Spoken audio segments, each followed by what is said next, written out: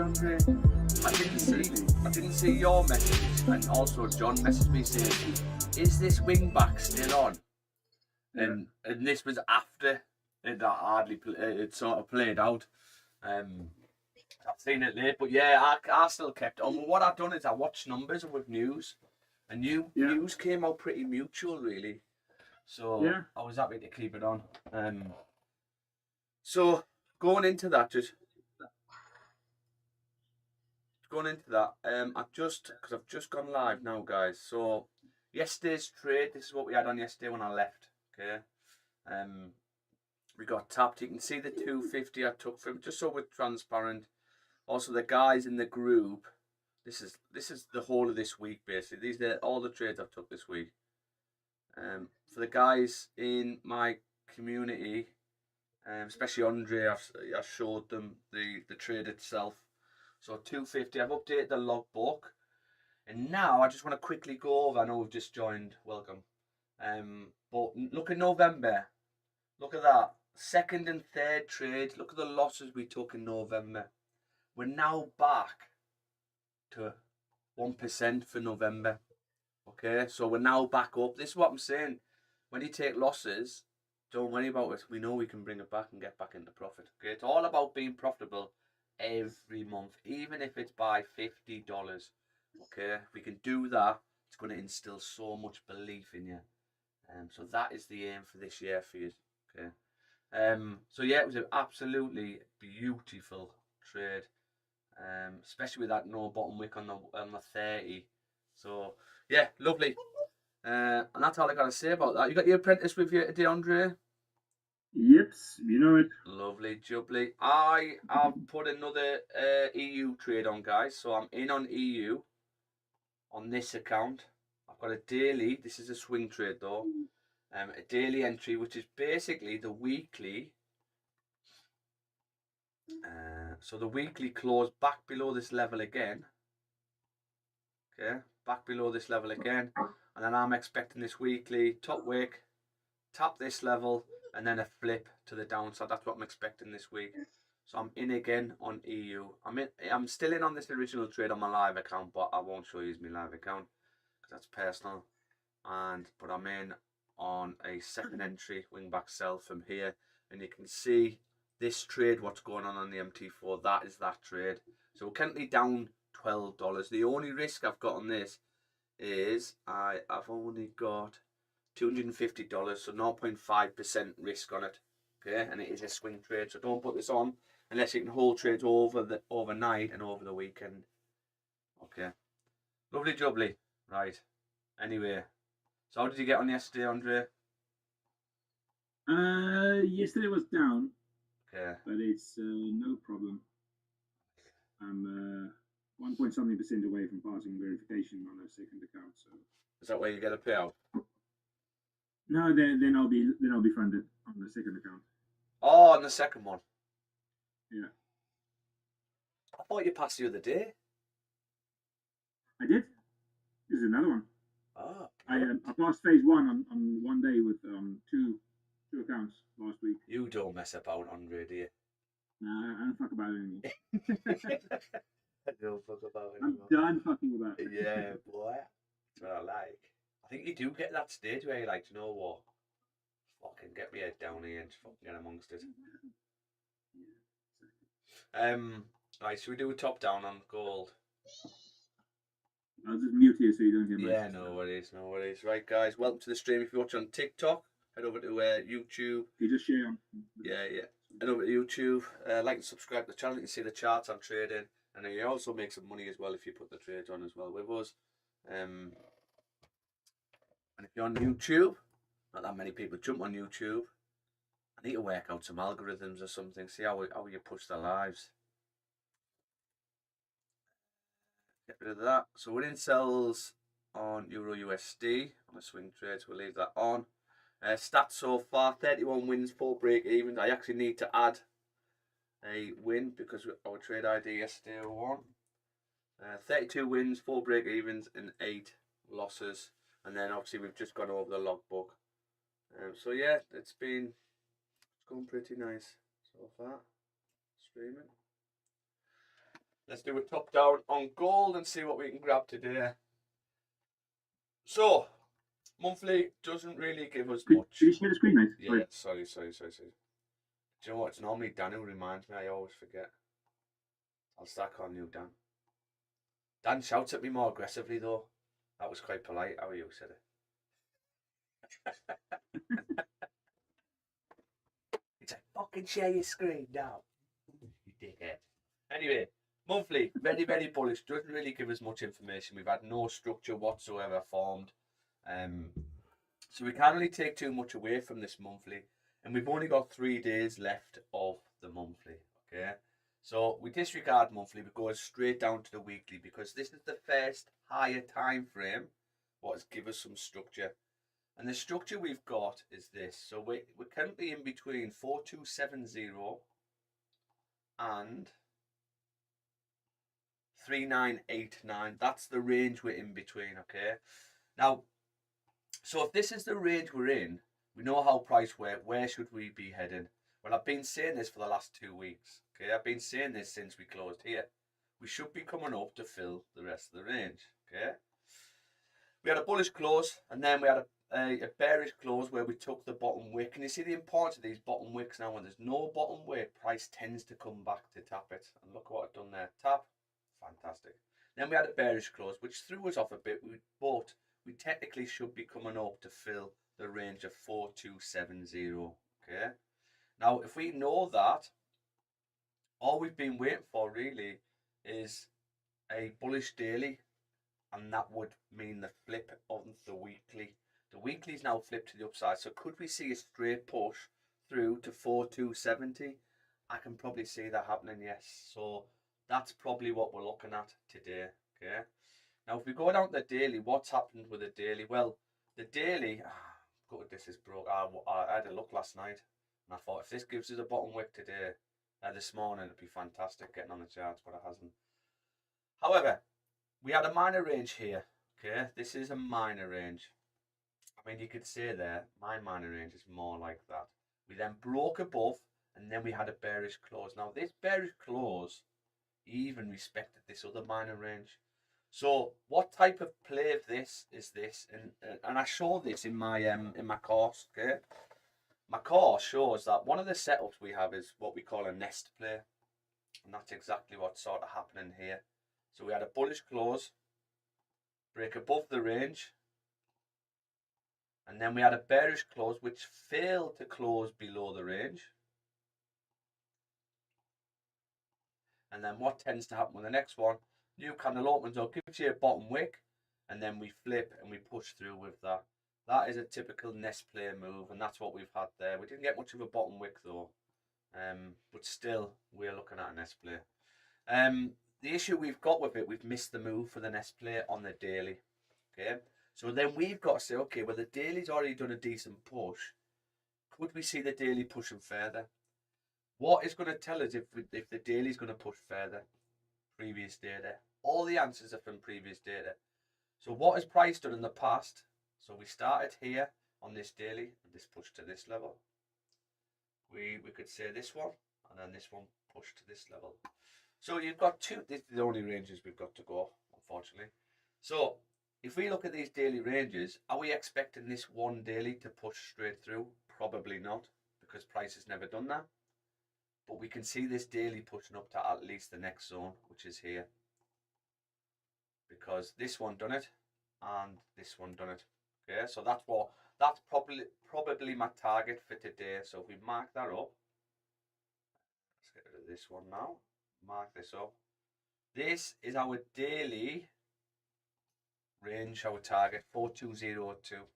Yeah. So if we think the daily can push up to that area, what's our bias for the day? Well, it's bullish, isn't it? You know, we can't take sells unless I now get a daily close below this level. I'm not interested in any sells unless it's a lower time frame and we know it's going to be a pullback on the daily. But that's it. But the daily bias now is bullish up to this level. There's nowhere else to reject from.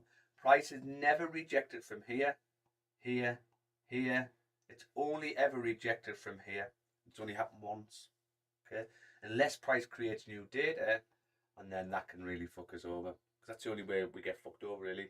If price prints new data, or we get fake outs and things like that, which normally they're the only two things that can catch us out. So fairly straightforward, really. We've got a range, we've got a target. Okay, how do we get in? This is where we go down the lower time frames. We look for some breaks out, like the 6 has broke above this level now. Then we've had a bottom wick, so we've actually missed this 6 hour. Do you know what? I'm going to mark these purple because this is the extremities for sells down, and this is the extremities for buys up, really. So if we look at the 6, we've missed a beautiful trade on the 6. 6 hour broke out. Then we've had a bottom wick tapping previous support, and now it's starting to flip to the upside. So we might have missed the move unless we can get a buy stop on the high of the 6. There's an hour and 44 minutes left of the 6, but let's have a look at the forward time frame. Forward is similar. The range on the 4 hour is range is awful because you broke above there, so you just go off that. You'd have to. So you have got an area where you can reject from here. Turn this. This is where the top down comes more to me talking to myself because I'm working out how I can get setups. Okay. So we had a forward breakout to the upside, right? First thing, what would you want to see? You'd want to say, okay, well, you've got no bottom wick. I need this bottom wick tuck. Just tuck the bottom wick. Now you're getting a flip to the upside. Could this 4 carry on driving? Yes, it could. However, what is this area here? Why did we reject from here?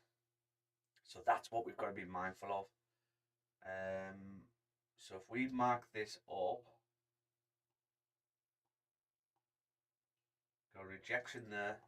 So it's currently at a zone now where this is a minor range, but you've got to say, okay, can we see the 4s driving straight past it, or are we going to reject, close back into this range? Because remember, the daily is bullish and should be coming through, but the daily doesn't just drive straight up.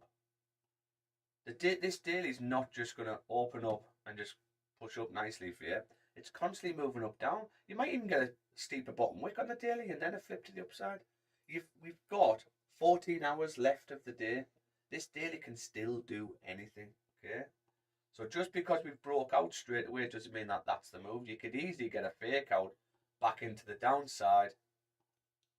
There's 4 hour, another 4 to the downside. Daily's now got a steeper bottom wick. Then you get a fake out back to the upside. There's another 4 where this is going into New York session. And then the daily comes through. You could easily get something like that. Okay, so you've just got to be mindful if the daily's on a clean traffic range, doesn't mean it's just going to drive. It's still going to try and take your money off you. Right? So there's still going to be traps all over. If this wasn't here, I would have a buy stop above now off the 4 hour. Straight away. However, I would like to see a forward close above that. If we get a forward close above that, then I would just probably market execute straight up. However, this could easily just drive straight through on this next 4 hour. So let's go down the lower time frames. Let's see what else we can see. Because if we look at the 3, oh, this is interesting. Look at this here. Look at that gap. Don't like gaps. So we've still got a gap here, Andre. Look at this. Still got a gap to fill. Interesting. Ooh, interesting. However, we did actually break above, but the gaps broke it above, and then we've closed bearish. So that tells me this 3 can flip to the downside at any point. And here's another thing. I'm not sure we can drive up without taking this gap. I mean, we had a gap there. We had a gap there. Price pushed up and then came down. So could we pop up and then come back down? The 3 hasn't broke out. This is what I don't like about gaps, right? So a gap would just be news over the weekend. That's all it is. Okay? News over the weekend, and then prices woke up on Monday and the value of that currency has just changed. That's all gaps are really, right? But the issue you've got is when you get a gap, Price needs to fill that gap, and it likes to fill it fairly quickly, really. Okay. Now we've had a big gap here, and another thing what this can do is, let's say your analysis is the 3 hasn't closed above this level, so that's great. If we get a close above that, then that would probably rule out that 4-hour zone because the 3's closed above, right? But we've closed above, but have we only closed above because of the gap? Does that make sense? And if it is because of the gap, we could really get caught out because price will need to come back down, where it could make us get in because the 3's don't close above here, or when the 3 does close above, 100% of the time you push straight through. But because we've had a gap and then we had a bearish close, time for me that we probably need to fill this gap before going up. So I'm not sure I'd be interested in buys until that gap's took. Where a lot of people be getting in now because 100% of the time, if the 3 closes above there, the 3 drives through. It's clean traffic range. Yes, it's only happened twice though. Okay, so we've got to work out the probability soon. So I'll just be very careful at the moment with the 3 and the 2. And I know for a fact people will be in buys now. I know for a fact. If anything, what would have been better is once the 4 broke out, a wing back buy from here. That would have been better. That would have been the safest option to do. But I'm not sure you would have done it because you would need the gap filling. Okay, so the 3's closed bearish, and the 3's actually closed. You can't really say it's closed back on the range because my 3 range is probably that. We've got tap, body of the candles, body of the candles. We've got wicks to the area, again, wicks to the area, and the 3's closed respecting. So if this 3 closes bullish, then that could be the time we're going to pop up first. Okay, but I'll be very cautious now because when is it coming back for this gap? It needs to fill this gap at some point, right? And I'm not saying it can't pop up first, then come back down. But if you think about it, we're expecting the daily to close bullish up in this level. So if the daily comes up to this level in London session, where's the daily? The daily's about down here.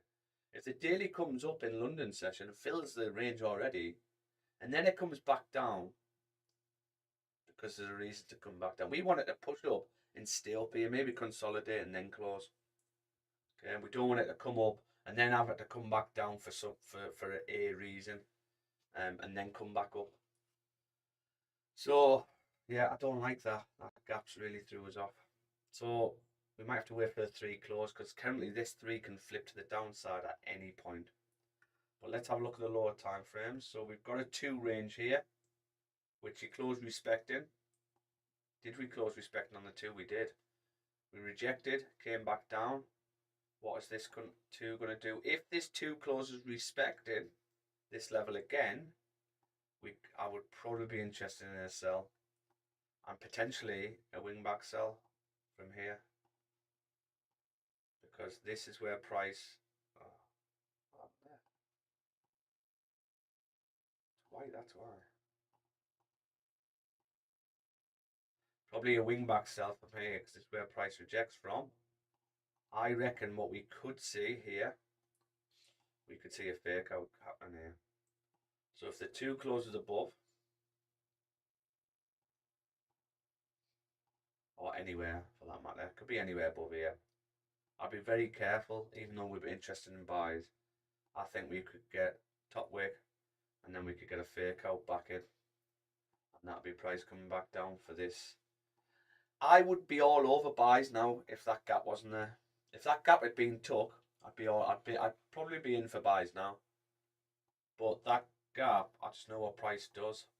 I think we need to fill that gap. Yeah, go on, Jake. What were you saying?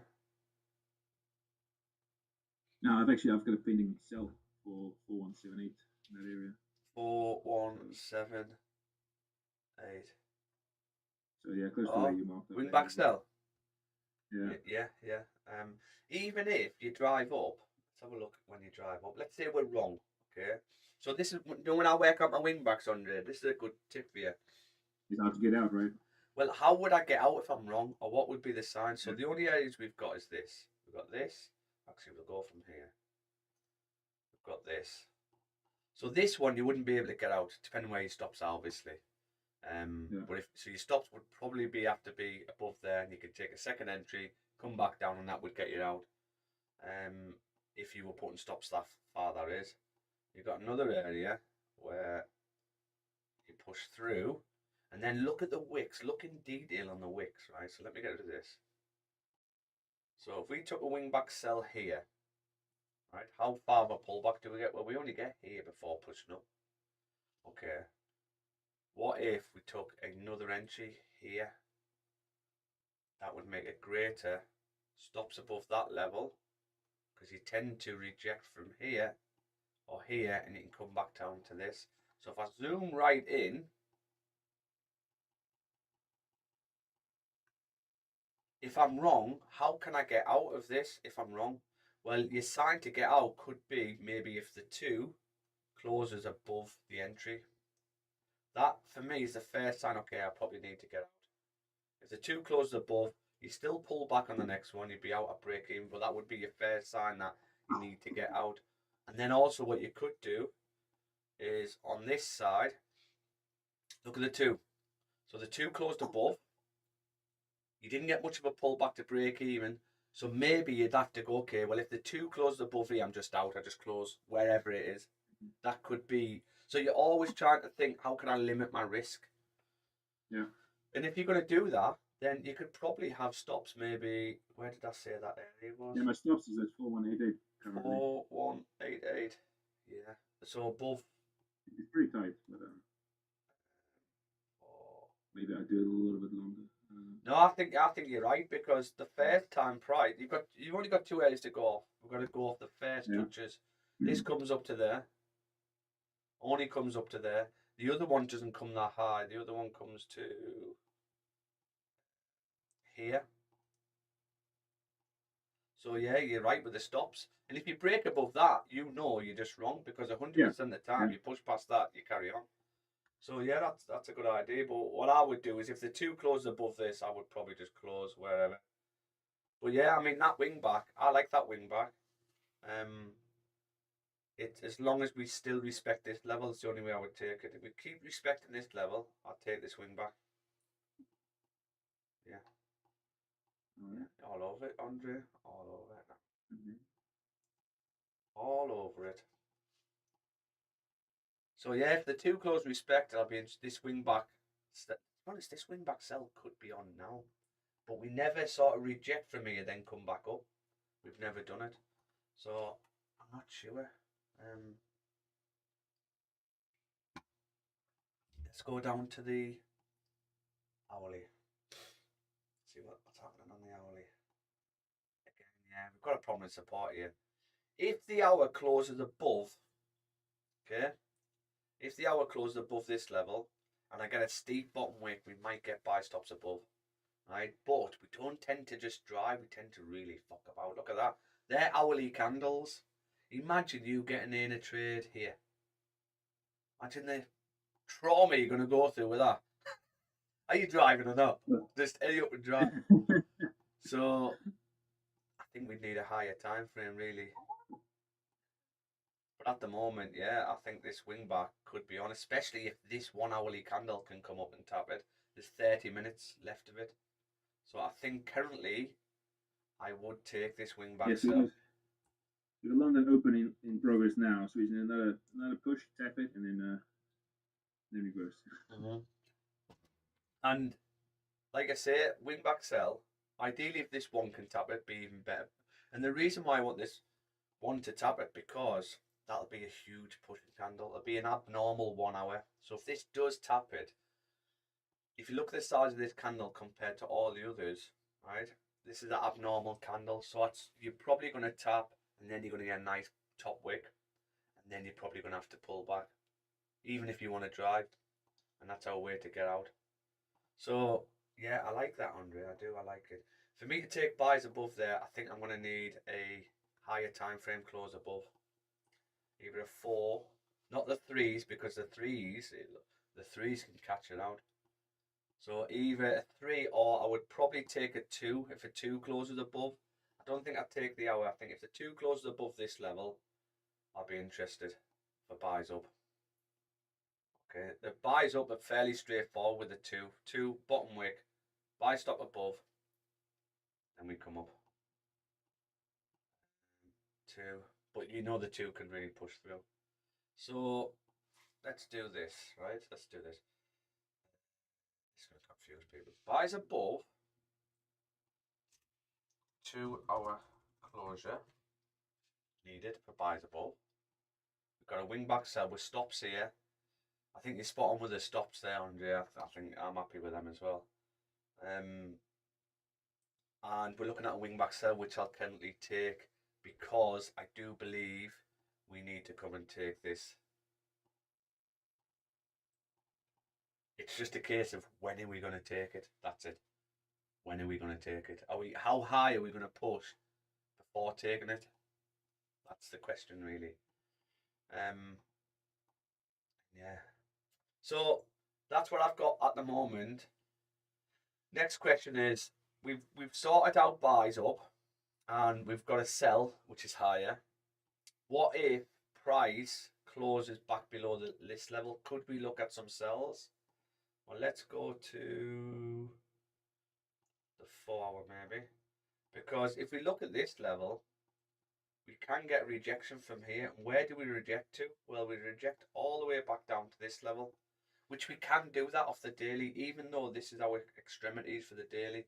We can still do it because the daily could have a steep bottom wick and then close respecting. So how can we work out and grab sells on this? So let's have a look. 4 doesn't really give us. If we get a 4 close below, could we just market execute to come and fill the range? Potentially.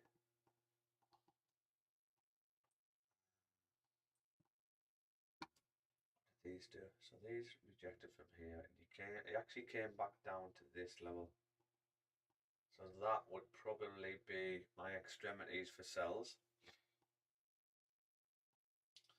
If I get a 4 close back below 4149, I'd probably look at a sell, but only down to 4103. I'm trying to see if we can get a 3 doesn't work. 2, what if we get a 2 close below? Look at that 2, that 1, 2 comes all the way through. I tell you what, that would be nice if this 2 pops up and then flips. I tell you what, we could actually get that, you know. If this 2 pops up, taps, then this 2 flips, we could get a real straight push. That was 6 in the morning. So yeah, we could actually get that. What does the 1 look like on it? Even the 1 drives as soon as you tap it. Tap, reject. Look at the 1 on this one here. So tap the wing back. I think my stops for this. I think my stops are going to be there, Andre, though, with a potential second entry here. You know I like a second entry, Andre, don't you? That's what I'll be looking at. My take partial move to break even would be this level. But I'm expecting price to drive straight down if we're correct. If we can grab this. But we can't get in on that, so let's have a look at the lower time frames. I'm trying to find the first indication of us rejecting. Look at that. 30-minute candle. What the fuck? What was that? What day was that? Tuesday. Tuesday. Why? 6:30 in the morning. Who was even on the charts then? Asian would have nearly be finished. Yeah. I think somebody pressed the button there. Someone definitely did press the big button.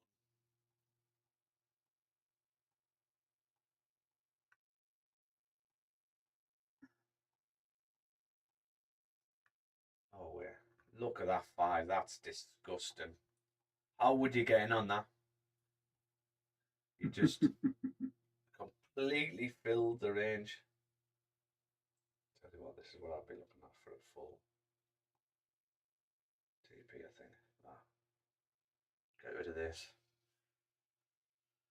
So I don't know how we would get in this. It doesn't give us any indication. All I know is I would probably take the wing back sell. In regards to sells down, look at that 5 here. It's probably going to go from here. Look at that. Jesus Christ. 15, 30 close respecting again. 1 hour hasn't closed yet. We did close bullish on the one. I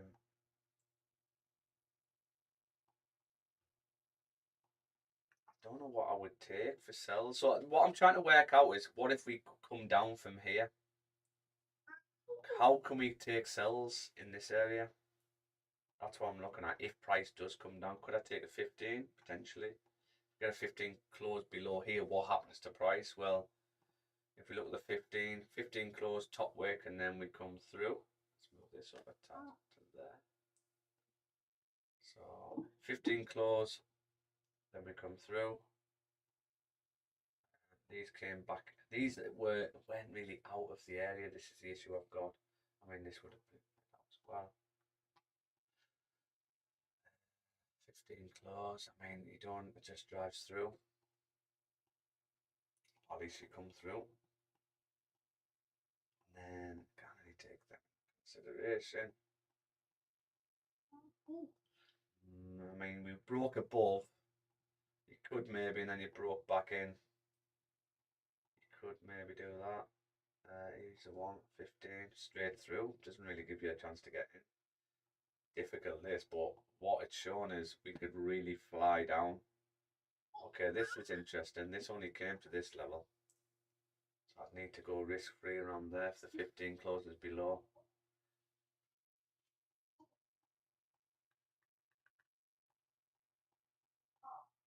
So we don't. Okay.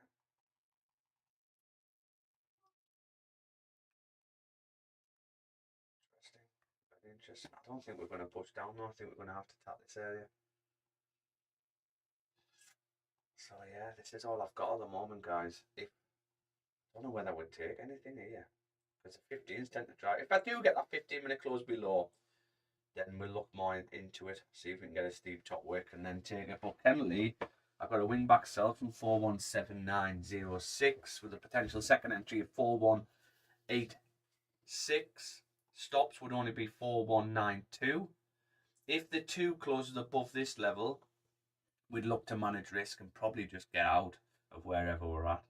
But I'm expecting price to come up, tap, and then drop all the way down to 4115, okay, and then come back up for the daily to finish off in New York.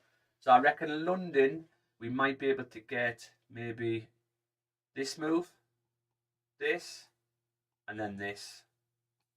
And then New York, I think New York will mess about here, maybe break this low, and then New York will bring it back up. That's what I predict today.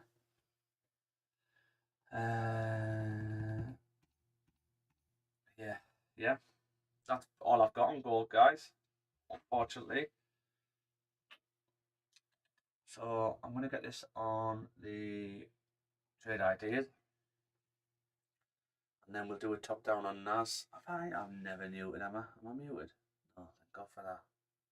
I've done that full stream muted.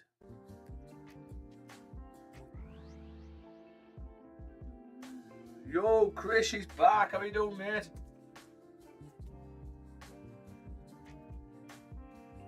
I have this one guy who jumps on my stream, Andre. He's on every day. He always drops a comment called Chris. Never met the guy, but really nice guy. And he was with me last time I traded on YouTube. Last time I was streaming on YouTube, he was on all the time. Well, he sounds like a legend. I think He is a legend. Chris, you are a legend, mate. And, you know, I don't get many viewers on YouTube. Brand new channel. Yeah, so the algorithm doesn't really push it out. So it's good that people jump on, support the cause. I'm not going to force people to make money. Okay, if people want to get on, make money, please get on there. Oh, there's another guy, Andre, called Andre Rankin. Okay, he's all right. He's a bit of a douchebag now and again, but sometimes he gets on and drops a comment and that. But yeah, he's all right as well. Gonna help the algorithm along. Them algorithms are getting there. They're getting there. No, this is what it is with the YouTube world. It's like it's just plucking away in the background for me. You know, I make my money from trading. I don't need to sell courses or things like that. It's a nice extras. You know, I think if you want that wider audience, you're gonna be on the socials like non-stop. And you're gonna do these little videos all the time, and it's like, and that's not what you want. That's not what Can't be asked. Your goal, right? Yeah. So my main goal is building up capital. But I love teaching. Mate, I mean, so you've known me for about a year now, and I've now finally funded again.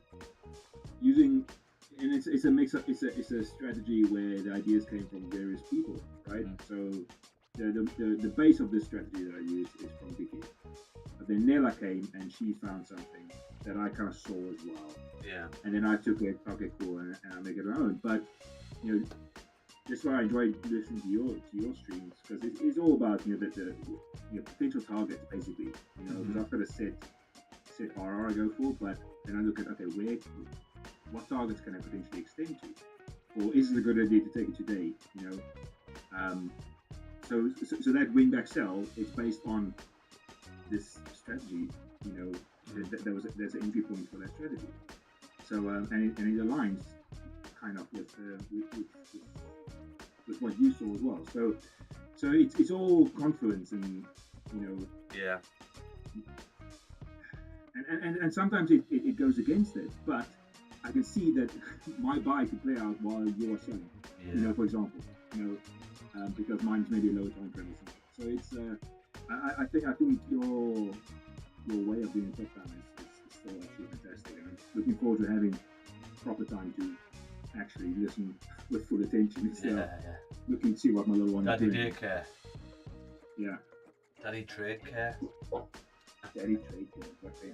I think I have to just start an account with that. You know, start my own social account. Daddy trade care. Yeah.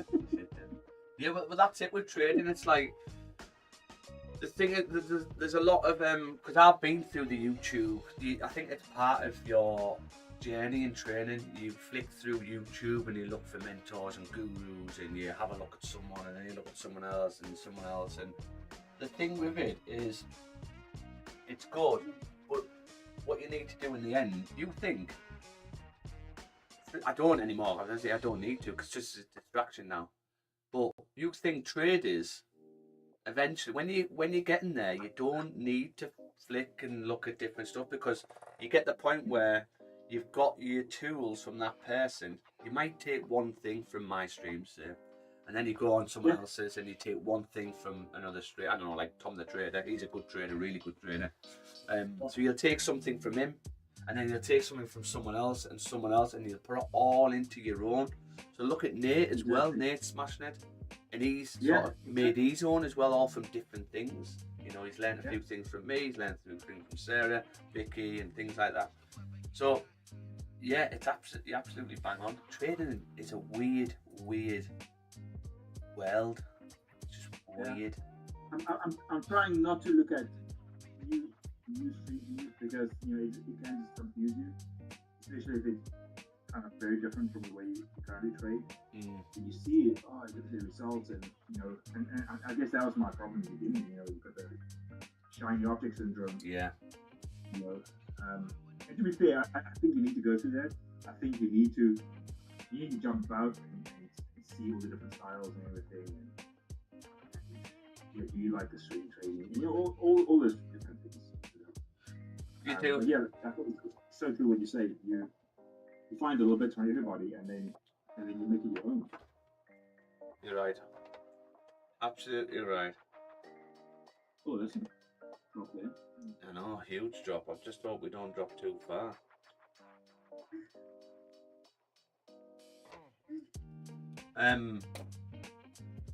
We could.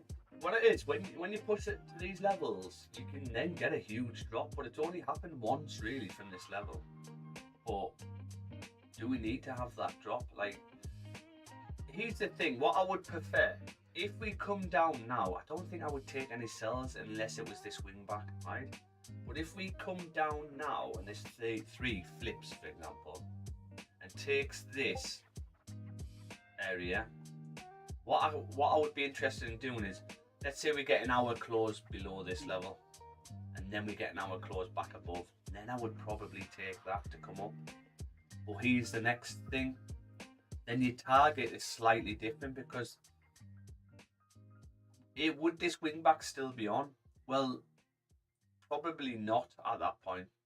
The wing back's only on for me really is because I've got a reason to come back down, right? So it wouldn't be, but you have to be very careful around here, because you might just reject from here again. And you know from previous data, you could come up to this and just drive down. So what I would take, let's say 1 hour close back above. Let's have a look what happens with that actually. Yeah, so if we, let's say, got an hour close below here and took that 1 hour, took the gap, and then we messed about here, maybe we come down to this, and then we get, the next time we get an hour close back above, that's where I'd look to get in. Because what I'd be expecting then at that point is to fill the range at least, but you're probably going to break the highs. Hopefully that'll be the move to come up on the daily, but you definitely go take past move to break even. You've got an advantage point because you now need to break the high. That's the only reason you close back into this range, and then you've got rid of the reason for the sells, for the downside. You've took it away, so now you should be free to move up. So that's what I would be after. I'm not sure when it's going to happen. I don't know. I'm not really interested in getting in to the downside unless something really sticks out to me. It's a 15 done. 15's close respected.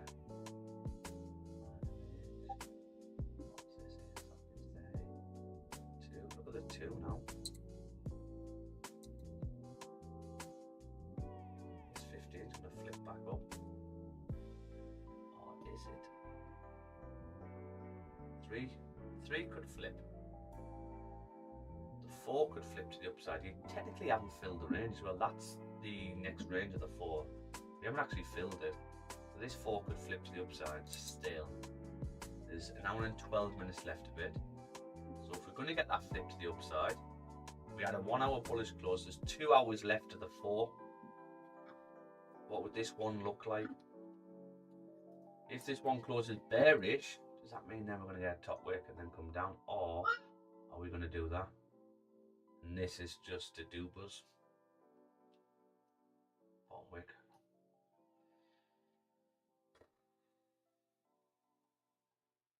So then that 2 wouldn't close bearish. It would close bullish. Come back up. Yeah.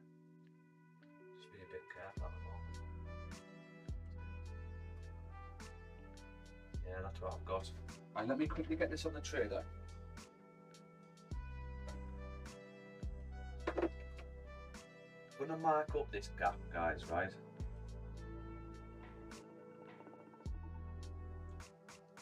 I'm gonna mark it up. Because once I take that, then I'm good for buys up. Once we take this.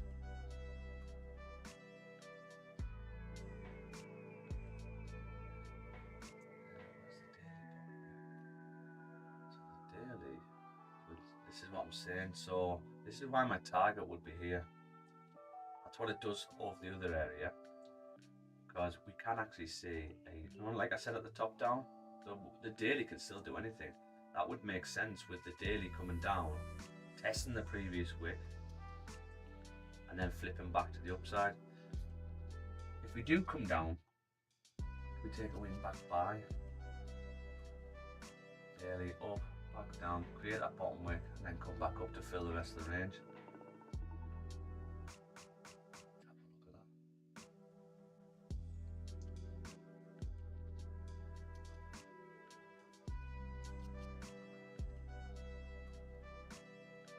This is where we're looking at. That's how I would take it, if anything.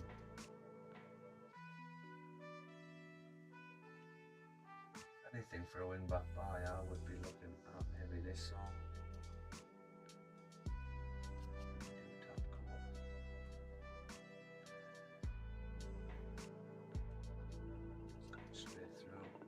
straight through.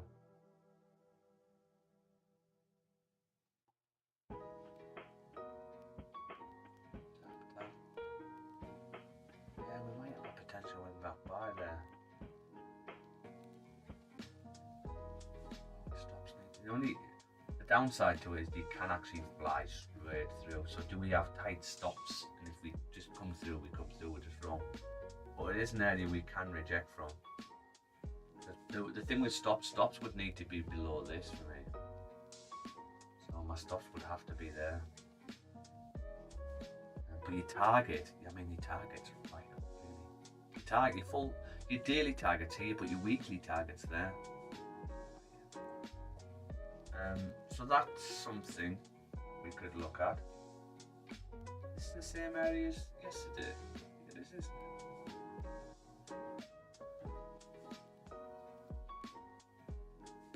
Okay.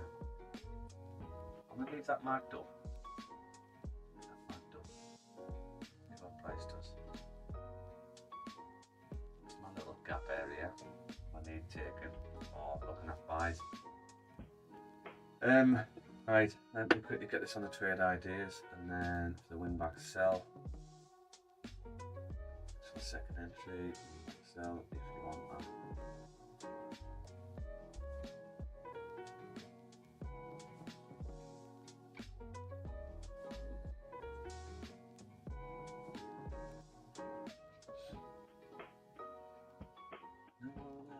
I'll tell you what I watched the other day, Andre. I don't know if you've seen it.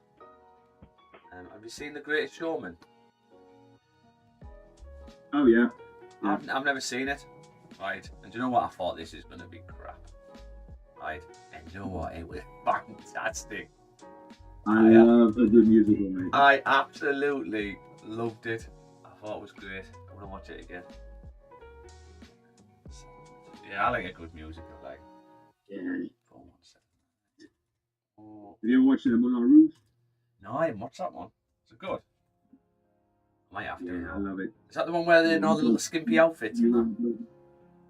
Say again? Is that the one where they're all in the skimpy outfits and that? Yeah. Oh, I'll have to watch it. Yeah, and actually I quite like Chicago as well. It's just very catchy songs in there. Yeah. It's awesome. 4, 1, 6, 9.41. TP2 would be 4115 full TP. 115.80. We manage risk if the two closes above 4168.53. So if the two closes above this level, then we manage risk, we just get out. Okay, we're expecting a pop up, a tap, a rejection. That's what we're thinking. Okay, that's what we're looking at. So trade ID has gone in. I'm going to put the second entry on. If people want, I'll put it in the comments.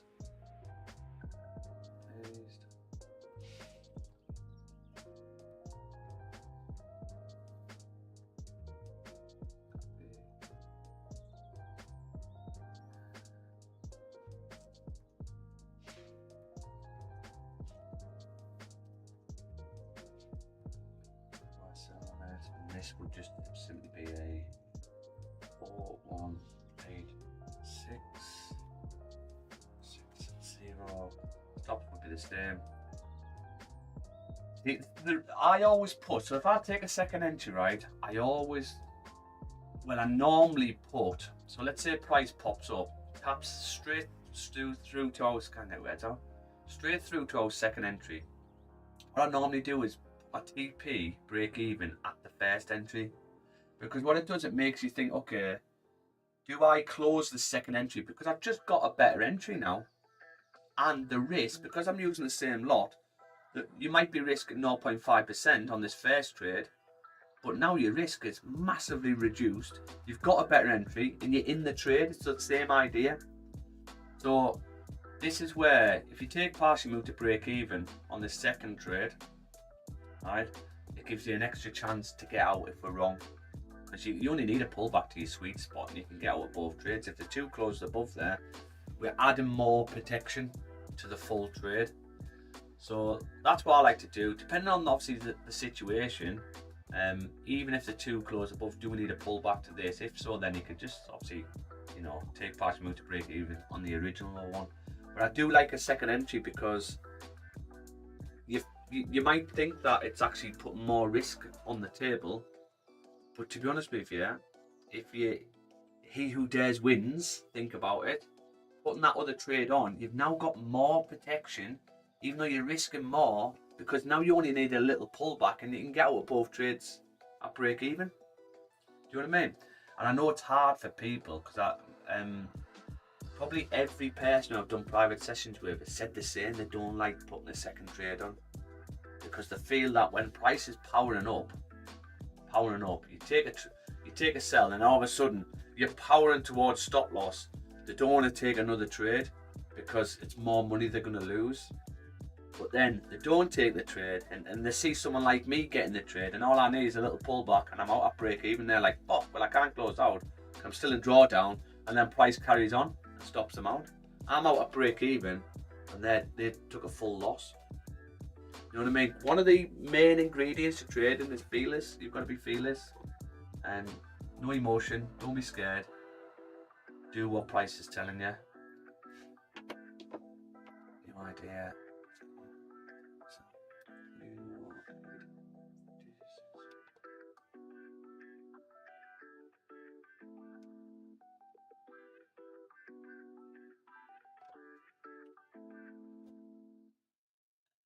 He would be 1960. Stop loss would be the same. TP1.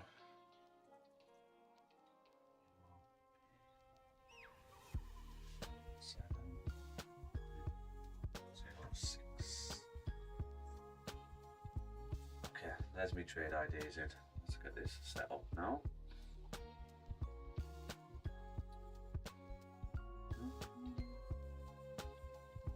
And then do you have to? I watched The Greatest Showman. Just had the songs in my head all day. I was just constantly humming them. Yeah, I've seen it for a while, so I can't remember the songs. I remember it was really good, and yeah. I watched it with Taylor. He loves musicals and that. Yeah, it's good. So yeah, Moulin Rouge, definitely recommend. Chicago movie musical, also really good. Catchy songs, love it. My all-time favorite is still Les Miserables. You know, the Is what? classical. Les Miserables. Oh, Les Miserables. Yeah. Mate, I love that. I loved it. That is fantastic. Are you on about the newer one though with Russell Crowe? Yeah. So, okay, so I've seen the actual theatre production. Like, really? I think 5 or 6 times. Yeah. That would have been good. I watched it the first time. I think it was. We need to go on a date, Andre, me and you. In South Africa, they did a travel production and actually loved it. And when they went to the UK, it was one of the first shows I saw. And I watched it. I watched it a couple of years ago. Okay, let me tell you a funny story. When I went to the UK a couple of years ago with my new wife, I took her there because that's my favorite musical. Got us like good seats, second row from the front, proper good seats. And right in the beginning, there's like the scene where Jean Valjean, he gets this yellow ticket, when you've been a criminal or whatever. Yeah. And when he decides, screw that, he's not going to be in that system anymore, and he tears it up and he throws it into the crowd. And I've been singing along the whole time now. A piece of this paper falls on my girlfriend. She's like pissed off, like he's littering on her. And I'm like, oh my god, you got a piece of the material. It's like fanboying so much. Have you still got it? I've still got it. Framed on the mantelpiece. We watched the matinee. Yeah. And then later we went for dinner. And then we were walking around London and I saw some of the theatre productions ending and the staff coming out. I'm like, let's go see if we can see them coming out of the staff exit. Yeah. And I waited there and I saw the guy come out, Jean Valjean, and I went up to him and I was like, mate, lovely performance. I caught this, I actually love this shit. And he autographed it for me. Did he? Yeah, so I loved it. So I can't wait to see it again. Yeah, that's really good. Really good. Yeah, I am a softie for musicals. Like, Taylor loves them as well because she's disabled, so she likes the colours, the musical, you know, the songs, anything musical she loves. Yeah. Oh, if you don't mind, Marky, what disability does she have again? She's got cerebral palsy. Yeah. Brain damage, partially sighted. Like, she can't communicate. I think she can't talk. She can't like eat solid food, so she's like peg fed. Well, quite a lot of things. I mean, she's proper happy. She's always laughing and smiling. If she's not, you know, she's ill or something. But yeah, it's like in a wheelchair. She's wheelchair bound. Not like these disabled where you get a blue badge because, I don't know, you're anxious about something, you suffer with anxiety. Yeah. You know. Yeah. But yeah, I mean, she's 21 now. Wow. 21. She's got a job and everything. Well, she goes to it's like a day services, so it's more like to give us like a break type of thing. So she goes there. So when you see me running off for the taxi, that's obviously me wheeling a wheelchair out to go to the taxi. Because Emma can't do it at the minute, she's had surgery. And she goes there, she gets 80 pence a day, so she comes back with little brown envelopes. I'm like, get it, that's for your tokens. You know. Listen, you take half of it as tax. Take half of it, yeah. Lodge, mate. She's 21, she needs to be paying lodge. You know. You know, I can't keep doing. Yeah, she loves their football as well because on that we've got a big 60-inch TV in the living room, so the colour of the pitch, she just mesmerised with football. So she loves football. Yeah. She loves watching football matches. Probably doesn't understand it, but she loves the colours and things like that. So yeah. To understand anyway. It's good, man. Good. Both good. This is one of the reasons why I sort of wanted to get into something online, making money, so I could be at home, you know, and help out more and things like that. Being out on the van when I used to do removals from, honestly, the longest day removals I'd done, I set off at 3 o'clock in the morning, went to London, got back at 2 o'clock in the morning, and I was back up at 4 o'clock to go down to Bournemouth or something like that. It was just like, that's what it used to be like. We were that busy, just I was hardly home.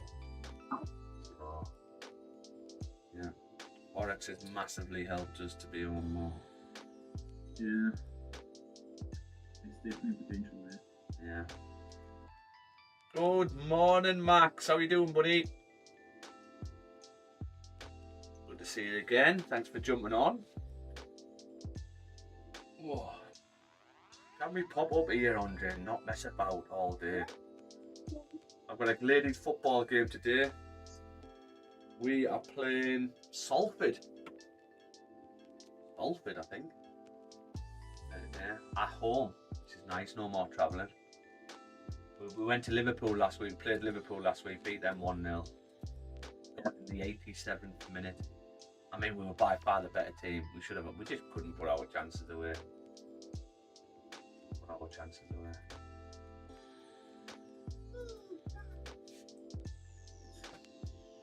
Right, let's do a top down on Nas. See what Nas is doing. I think our EU's going into profit now. I went to daily trade, but yeah. So what I'm expecting on EU, I know I said we we're going to do NAS, but I'm just expecting this weekly to flip, basically. Or this weekly has to stay below this level. That's it. If it closes like this, we should still be okay. It might just take a bit longer to play out, but I'm hoping this weekly flips. And if it is going to flip, then I would imagine we're probably going to get a doji candle today on the daily. But if we can get a bearish one, fantastic. After the bottom wicks. And then what day is today? Wednesday, then Thursday, Friday coming through. That's what I'm expecting for the weekly to flip. I'm not expecting this to get tapped on one weekly candle, but it definitely should be heading in the right direction for it. Because what I noticed with EU, I know there's no top wick here, but it doesn't really make a difference with the EU with top wicks on the weekly time frame. it's pretty probable when you get a weekly close below this level, highly probable that you tend to come down to tap this at least. But a lot of the time you come straight through to this level. This is quite a clean traffic range through here. Okay. Then we faked out back to the upside, right? So think about like this. If it's highly probable that when we get a weekly close below there, we drive through to this, but then all of a sudden you get this and close back in and you fake out, you think, oh shit, we're wrong. Price is coming back up and this was just a fake out to the upside. But then look what price does. It then fakes out back to the downside and broke below. So why did we do this? Why did we fake back down? I think this was just to grab some liquidity. Buyers will be getting in here. Where will their stops be? Below this low. That's how price creates more liquidity, by duping you. So highly probable weekly's closed back below. So 2 times we've closed back below. So I am expecting this weekly to flip to the downside this week. Yeah. Let's go on to NAS.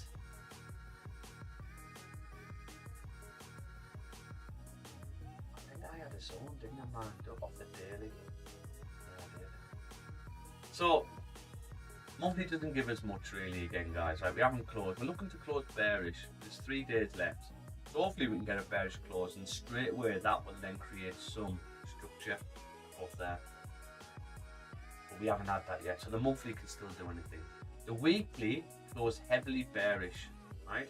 If you look at these 2 weekly candles, this is the weekly range here, what I've already marked up. The next range we worked out, we're probably looking around that level.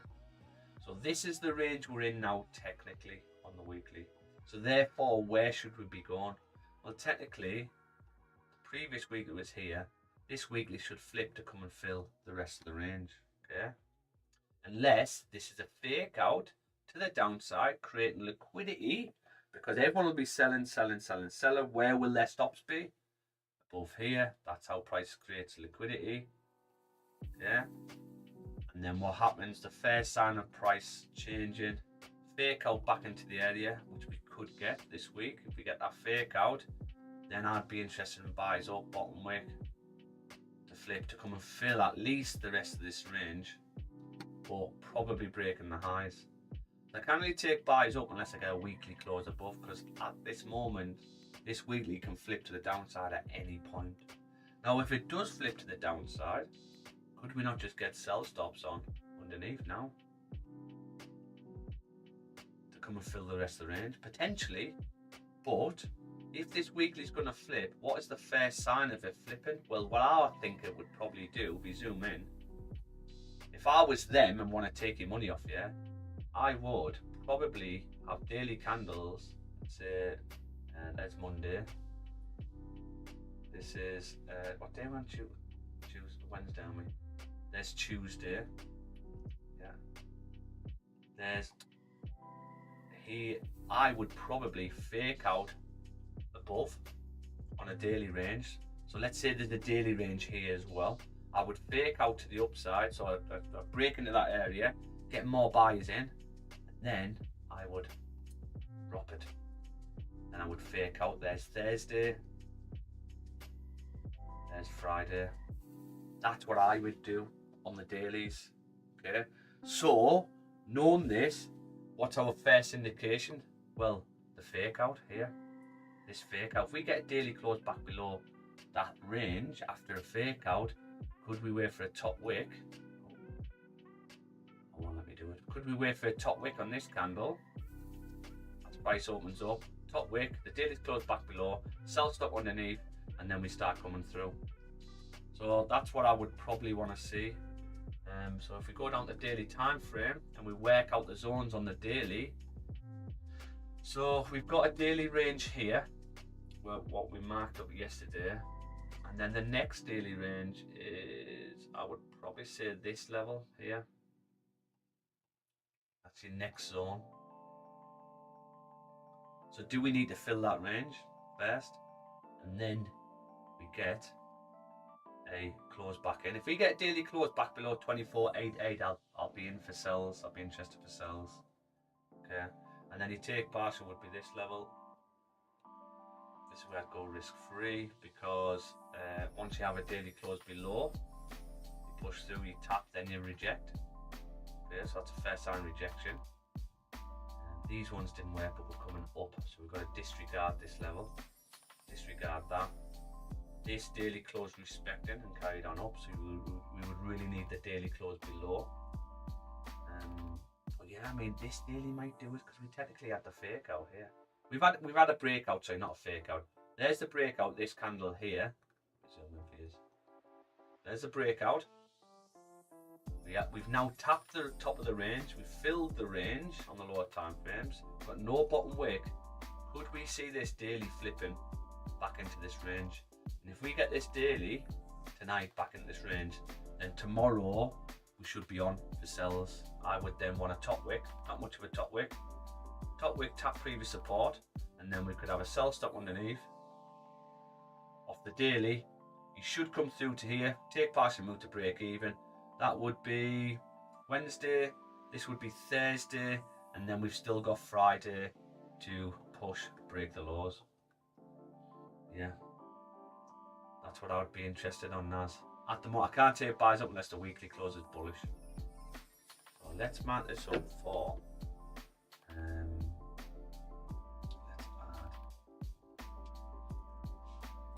sells below daily closure. That's what we're after. Happy with that, Andre? Have you got any markups for Naz? What's that it? No, man, I'm just focusing on gold at the moment. Ah, cool. Yeah, that's all I'm I've got. playing around with the low time frame on the futures with NAS. But I like NAS. I think NAS is a less volatile gold. The thing with NAS, if you look at the 1 hour time frame, right, and just mark up your zones, it respects zones really nicely. Just have a play about with the 1 hour time frame. You could probably trade NAS just with the 1 hour time frame, and you'll find you'll do well. Look at this here though. You could have a huge drop from here. Look at this. It's this year where you fuck about really. I think I'd have to wait for the daily. Let's go back to gold. Yeah, we'll wait for the daily on NAS.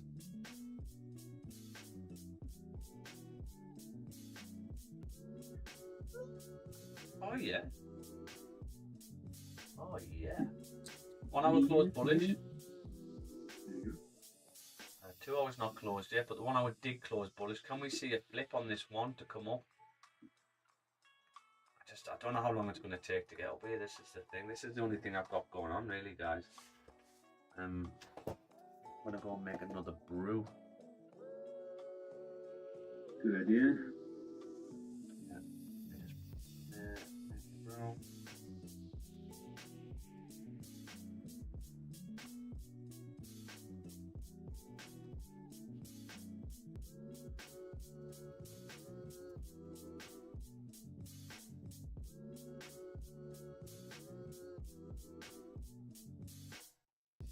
Yeah, I'll be back in a second, guys. I'm just going to go and make a brew.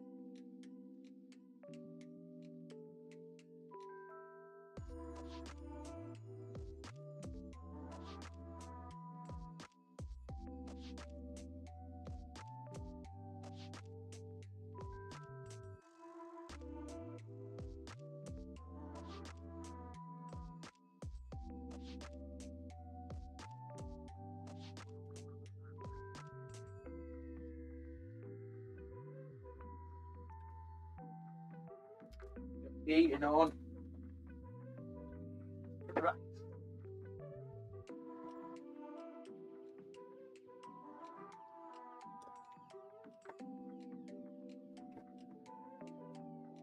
Where's Dan? No Dan today.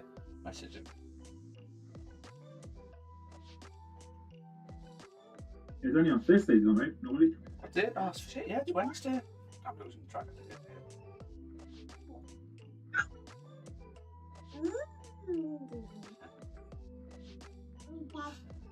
Oh my god. What's the temperatures like over there, Andre? I think it's about 6 or 7 or something. Is it? Yeah. Not what is it? What are you called though? Right, yeah, there's not much I can really do here. Apart from bloody wait for these eggs to get tapped. I don't think I'm interested in anything else but this.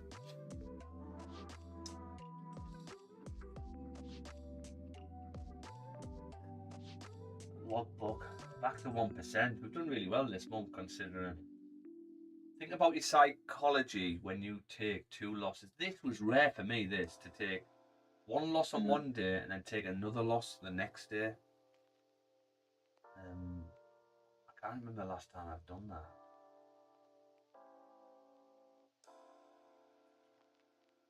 It's in a decent sized loss. Actually, there's one in October. What's that?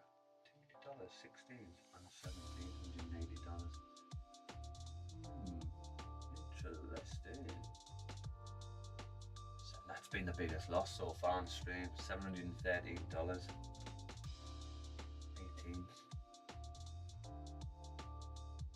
So we actually took 2 losses in September and we were still in profit. Nice. News again today, 1:30. That news, the numbers came out yesterday, mutual on the numbers. Yeah. Which was good. Yeah, it wasn't a massive explosion. I thought it would be. No, I thought it was going to be pretty active. But obviously not. Obviously not. Actually dropping a bit. It was a non-start.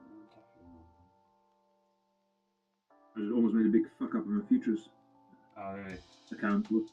I was trying to place a pending for our wingback, and I placed it, and then I wanted to place a second entry or something, and I just fucking executed a sell. I'm like, fuck.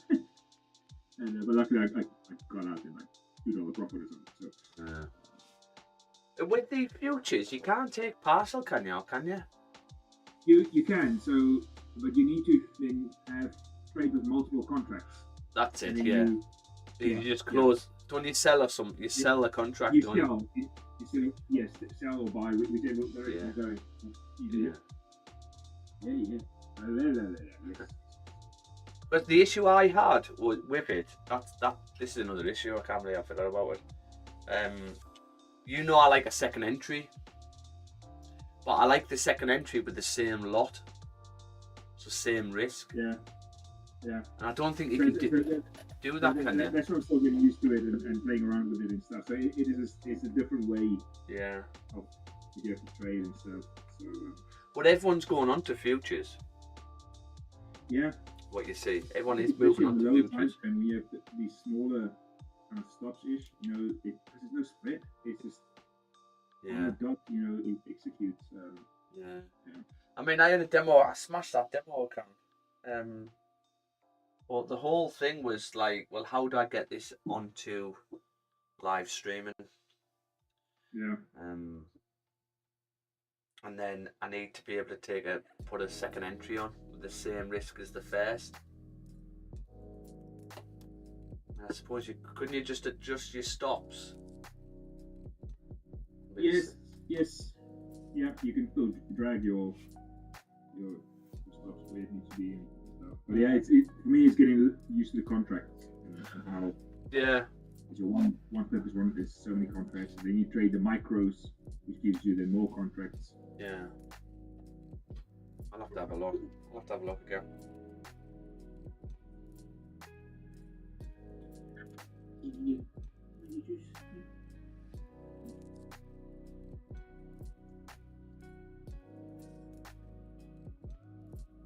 Have you ever gone to London to see The Lion King, the musical? No, so that Lion King, I was in the army when it was in the northeast. It was playing in Sunderland, and I so wanted to get home to watch it, and I just couldn't get the time off to watch it. The time it was there, I was away the whole time because I was in Cyprus, you see.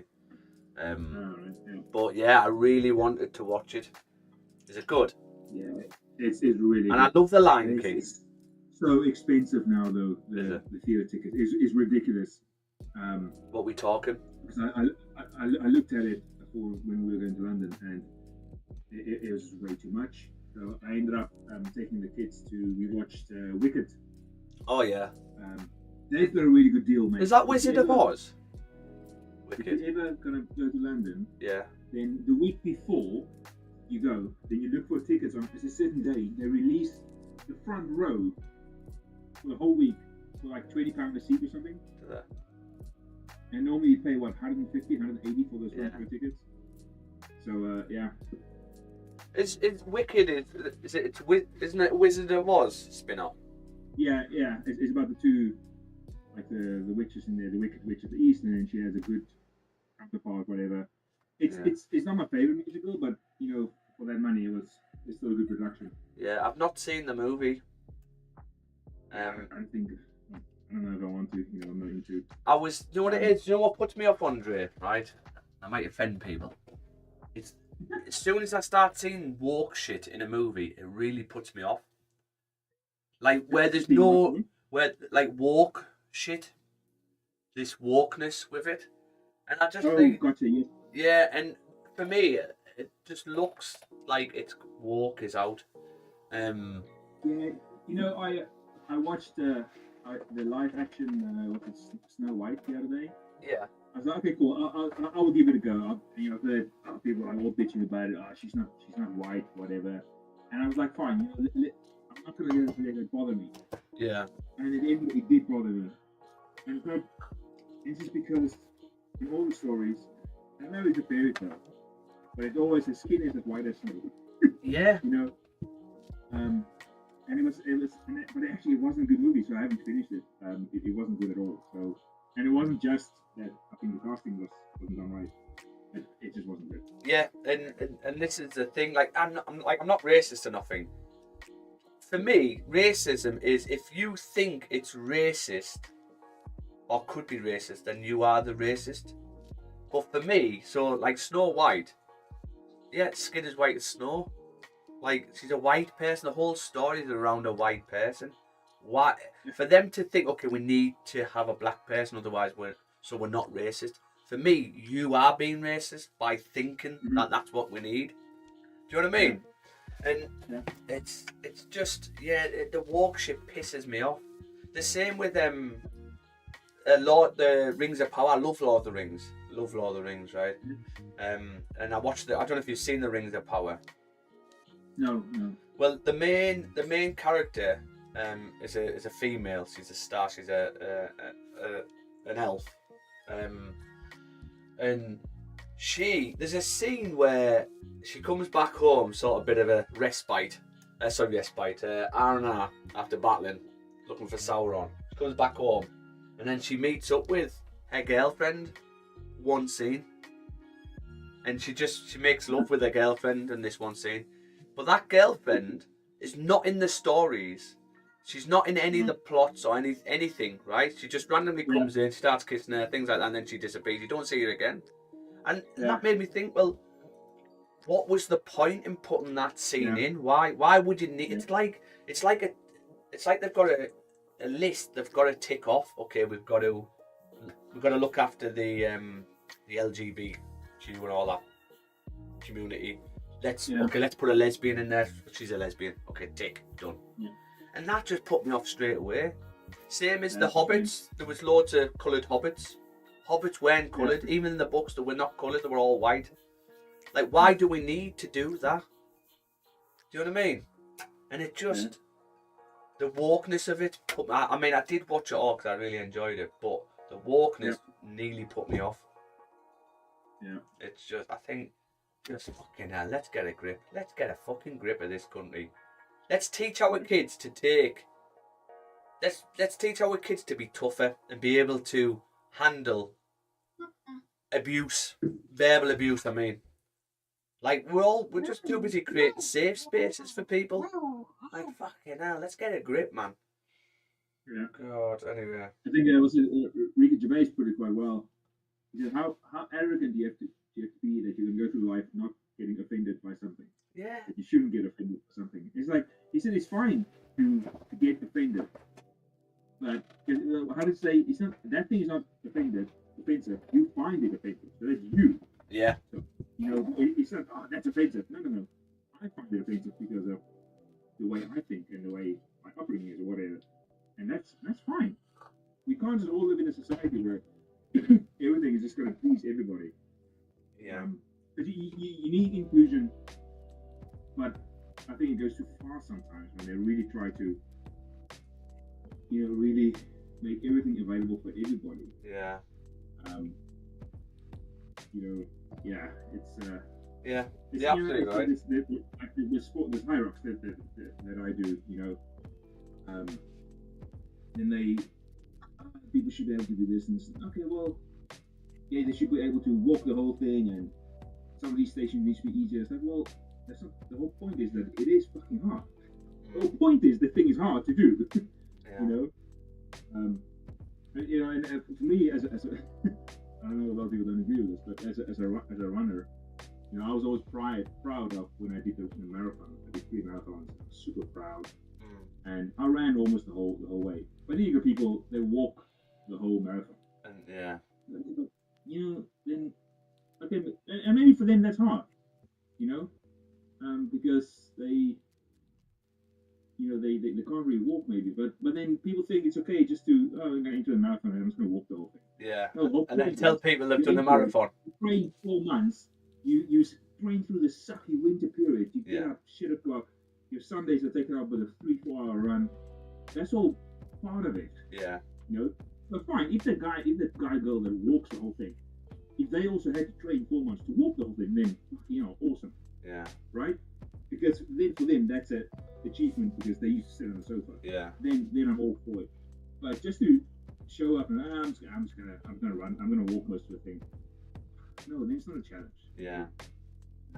Yeah, because that same person is showing the same achievement what you've created, but you don't know that he's walked all the way around. You know what I mean? I could walk a marathon. I could walk a marathon and tell everyone I've done a marathon. Tomorrow and walk a marathon. Yeah. To be honest, no, I don't think I can. I was going to say I think I could run it, but I don't think I can. Not at the moment.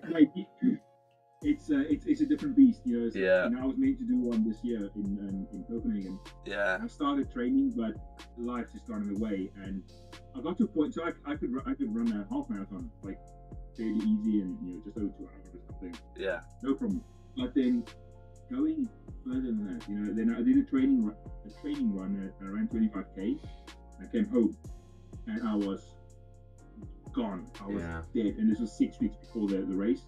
So I knew, okay, I'm not ready. It's like if I try to do this race, then I will injure myself physically and mentally. Yeah. And it would just be horrible. So I pulled out because I just wasn't ready. So, it's a different beast. It's very psychological, isn't it? Oh yes. I get bored me running. But I used to do. I done a marathon in Bosnia. Yeah. And we were training to do the New York Marathon, and then obviously Afghan and that wow, kicked cool. off, so we couldn't do that. We got deployed to Afghan instead. Yeah. But I was training to do that, and it's just very much psychological in regards to can you keep your mind busy, controlling your breathing, in 3 steps, out 3 steps, and just your body just adapts to the pain, doesn't it? Eventually. Yeah. That's all No, it is. I love it because I do my best thinking when I'm out running. Yeah. On a long one. And my best ideas for trading this past year has been when I've been running. Oh, I need to test that. Oh, what about that? Okay, cool. All right. Yeah. And just various things, it's yeah. Because otherwise you've got nothing else to do. You just sit there running. Yeah, you're breathing and stuff. And so I don't like running with music because I want to. See, I do. I can't run without because I get bored. I do. Well, unless is a podcast or like a good audiobook that I enjoy. So I've listened to some good psychology books and stuff while I'm running. So that's okay. But when I'm actually training for something, then it's good for you to listen to your breathing. Okay, how are you? Are you running too hard? Are you? Yeah, so I like a bit of music. What it is, I think it gets me in the rhythm. So my steps are going with the beat. Do you know what I mean? Yeah. Yeah. I'm controlling my breathing. I'm 3 steps in, 3 steps out as I'm going, and I'm just forcing my body. I know the pain is going to get easier. My body's going to adjust. Because what people don't realise is when you put your body under pain, when you start something, it's very painful. But if you stay at that level, eventually the pain subsides and your body just gets used to it. It's the same with sort of everything you do. The human body is amazing. We just adapt to bad circumstances and put ourselves through arduous situations. You just adapt to it. The same in the army when we used to carry kit. You put your kit on your back and you're going for fucking, I'm talking marathon.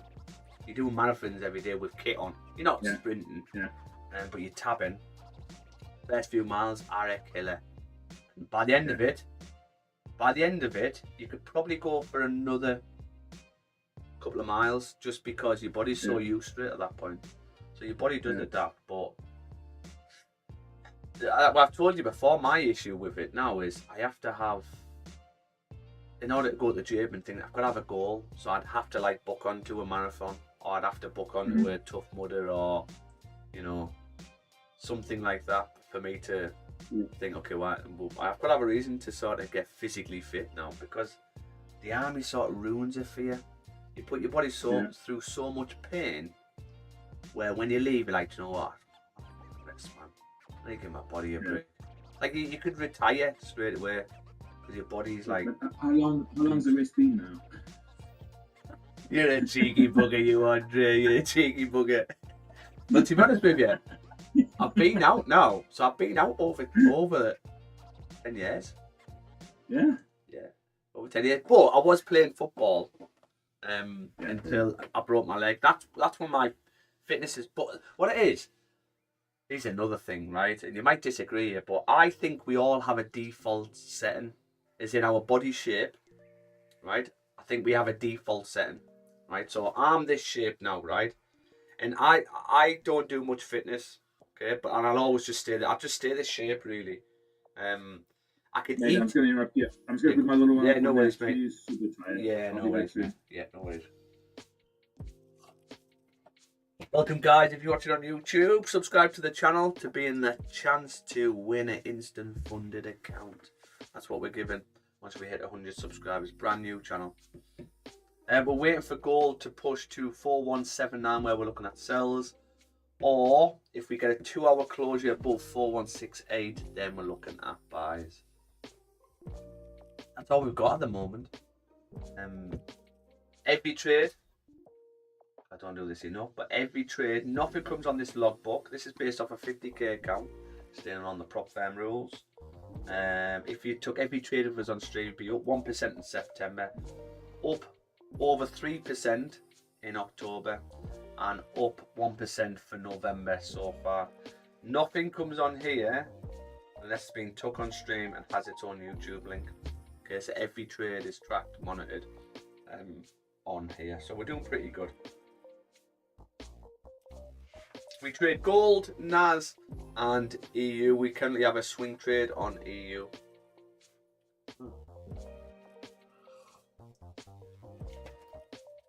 What do I need to do today?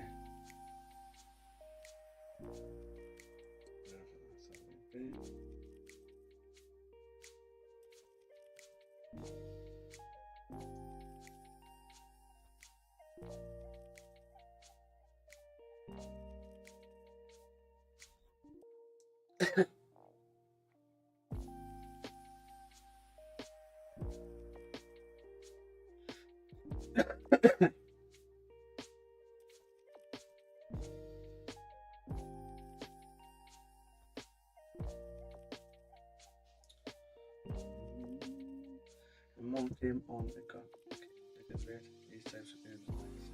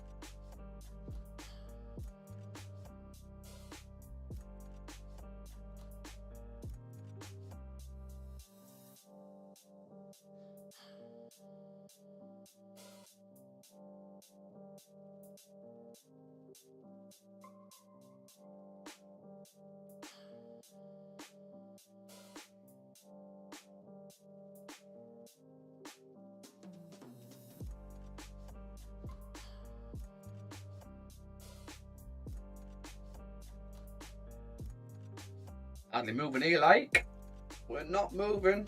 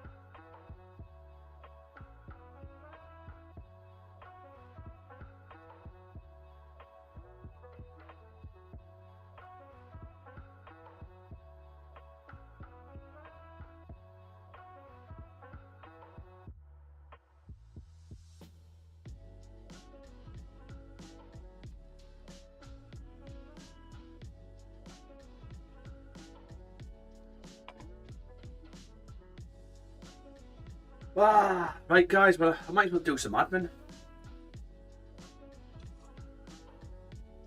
while we wait. Let's do some admin.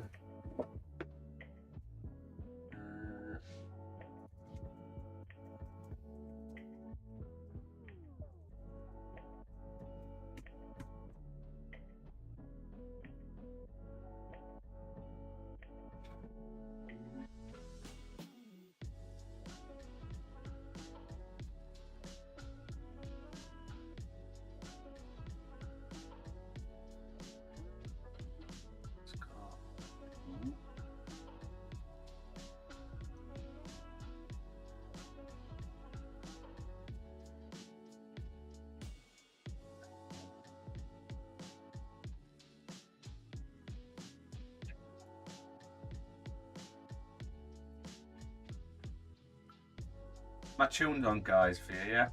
Good.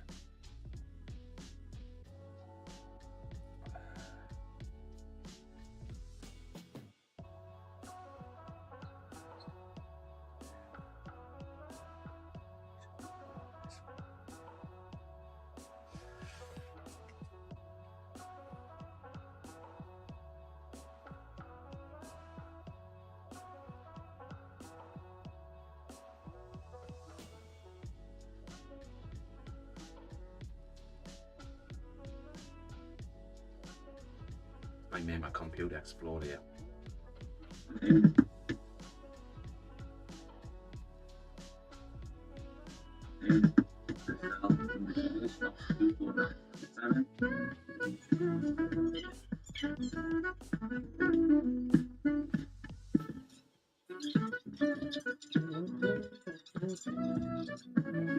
$150 out.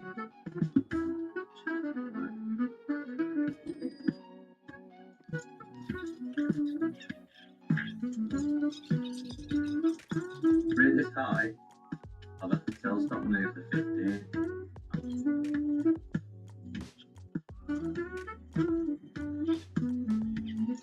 Yeah. Now I'm in, guys. I'm in for another sell on this. Yeah. Sounds like a porn music.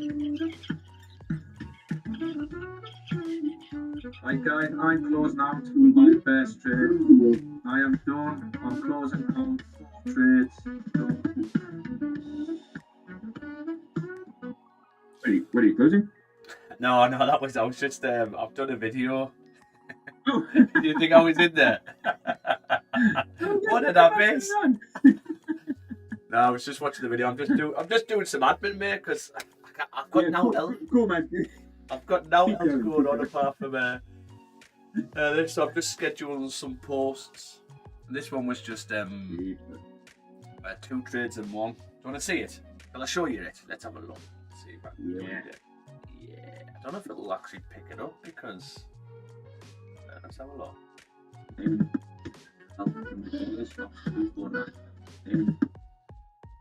Wait there. Can you see that? Yes. Yeah. Okay. So this is it here.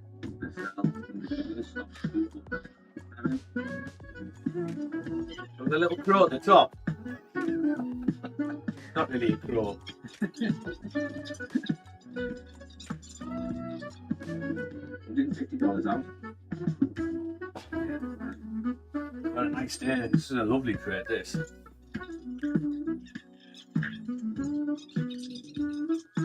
Rate this high. I'll let the sell stop move for 50. It's like the porn music as well. I'm going to make love to this music, I think. Yeah. Now I'm in, guys. I'm in for another sell on this. Yeah.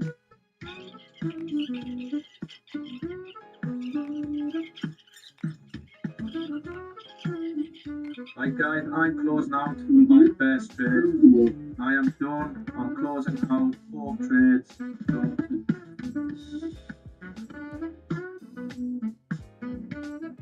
Enjoy it. There's a good one. The thing is, though, Andre, right? People don't realise that took fucking ages.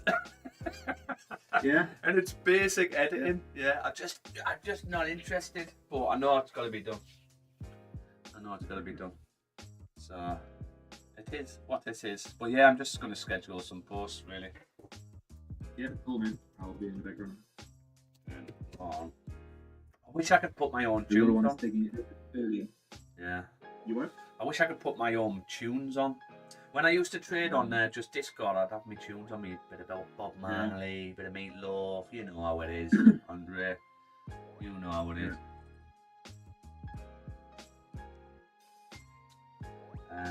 2 trades in 1.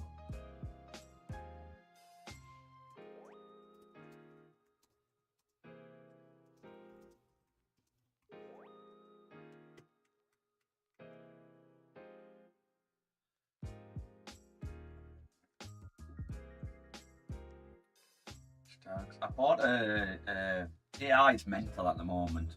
You can get everything for free. So everything you've seen with AI now, right? What people are selling, you can get for free. It's just nowhere to look for it. And some of this stuff you can get for free is just absolutely mental. Absolutely mental. So I'm using it. What did you get? So this is just a schedule for your social medias. There's loads out there what you pay for. Yeah. And you just link everything up. It puts all the hashtags in for you. It links up all your accounts. You can schedule all your posts. It helps. It's got AI built in as well, so it can help with sort of scripts and descriptions and posts and tags and yeah, it's really good. Like, saves me a lot of time. But then obviously you've just got to make the. I'm looking for. I used to use Submagic for the edits, but they just weren't editing right. The issue you've got is it can't pick out the right pinpoint times of when you get in the trade and then when you take partial. AI can't seem to do that for some reason. I've used a few different softwares, so I do need to.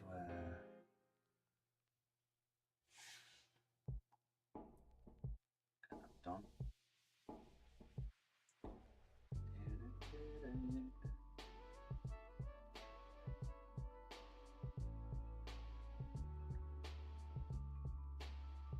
Come on.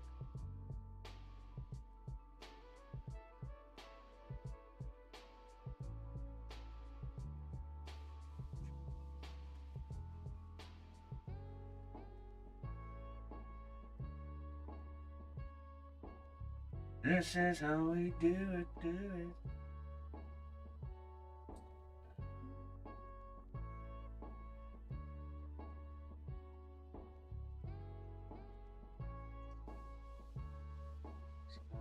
TikTok.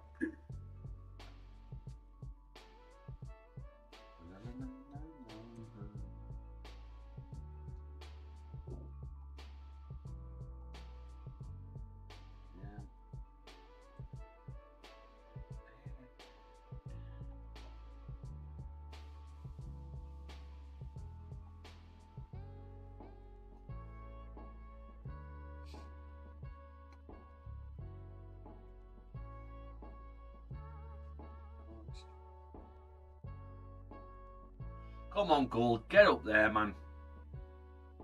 Stop messing about. It's going to be like yesterday.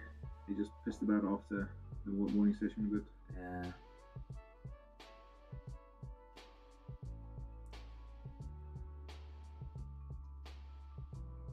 Then, so maybe we'll get the activation again in the afternoon. Maybe.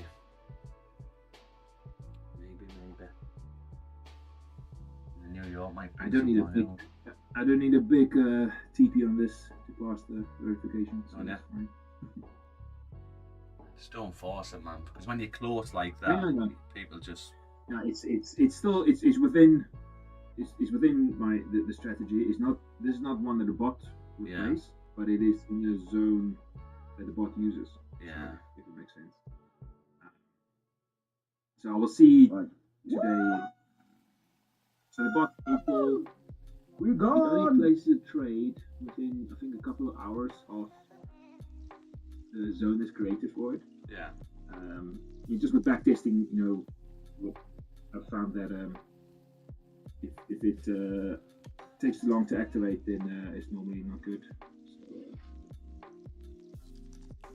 let's see.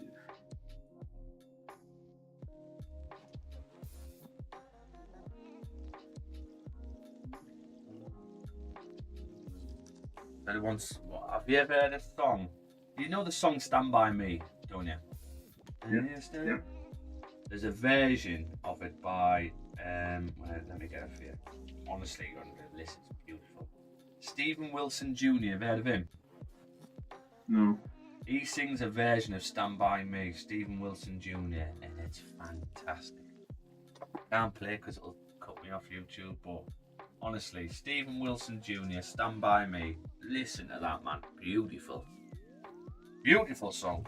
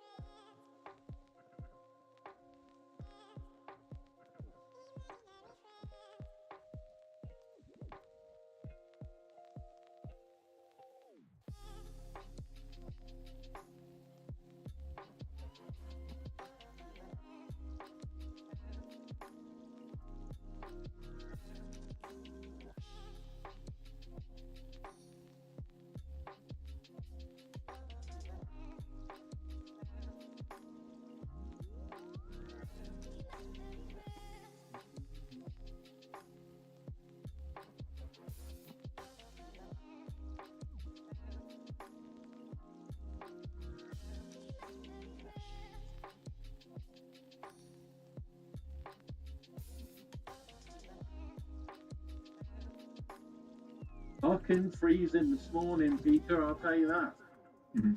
Good morning, Mr. Mears. You all right, Andre? You alright, Pete? You alright, mate? I heard you were ripping it up last night on the game. Oh yeah, I was fucking people up. People up and died. Fucking them up left, right, and Portsmouth. Yeah. Yeah.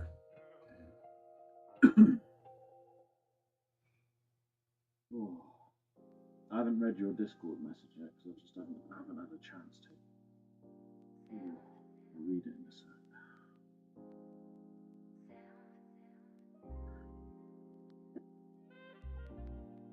Yeah, no worries, man. We're waiting on gold, mate. There's nothing on that at the moment. In gold, we've got a wing back sell at 4179, but we're hardly moving. I mean, look at we're not doing much at all. So when we get tapped, I don't know. So I'm just doing a bit of admin, really.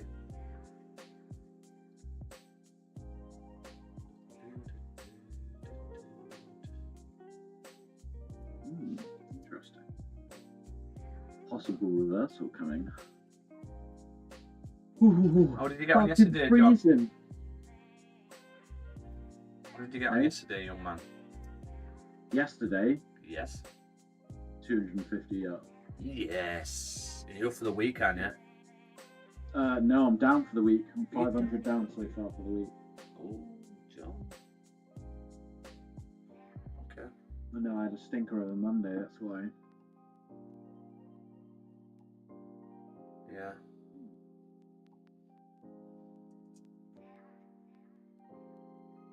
Trying to get my head in the game.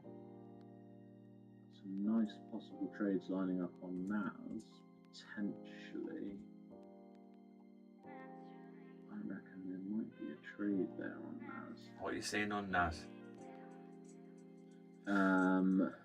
Possible flip on the daily. 4 hour, the daily's not at a bottom wick. 4 hour is about to close bearish engulfing with a grab. It's right at the top of a range. It hasn't closed above said range either.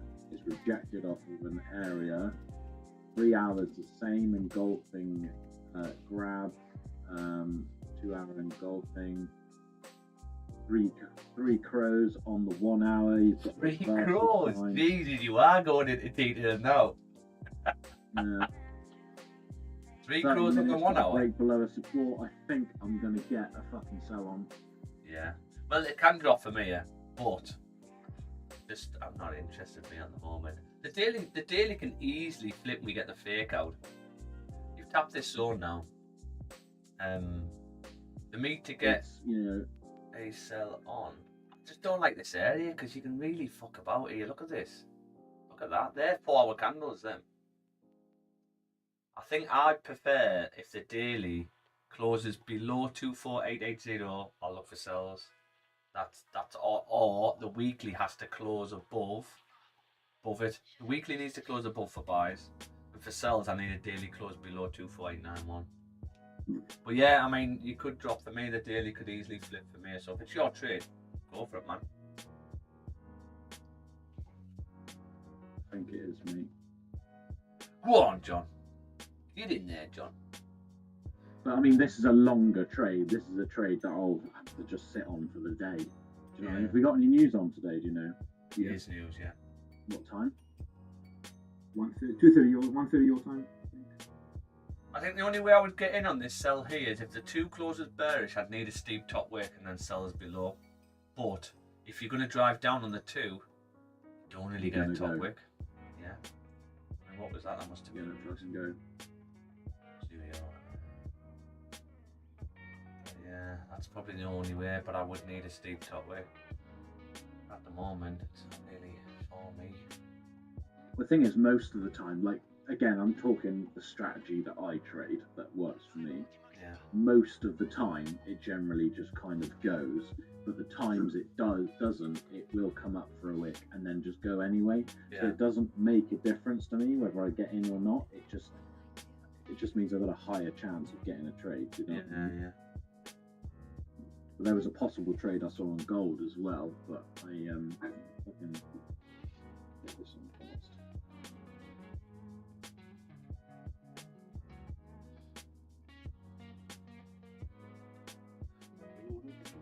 Which one should we put on now? It's a nice trade we've got.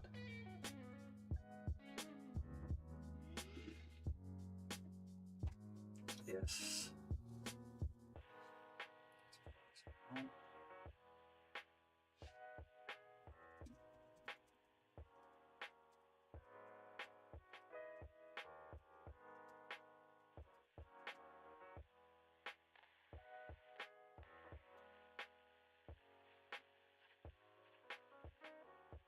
See what this one is. Like I said, it all looks pretty nice, really. For me, anyway. Chances are it'll come into fucking news, and news will fucking tank it, but I'll have to get out before then.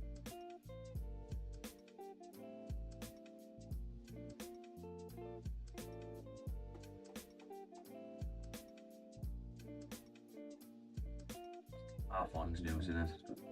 I'll tell you what though, this could be a hell of a trade, this, if this plays out right for what me and Andre's got marked up.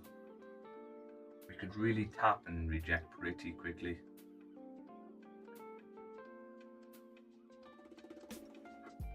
Ooh.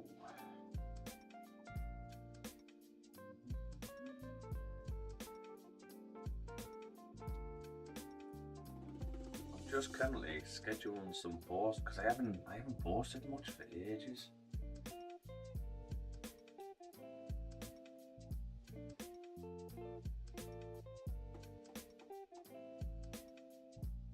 So did you enjoy it last night then, John? Did you have fun?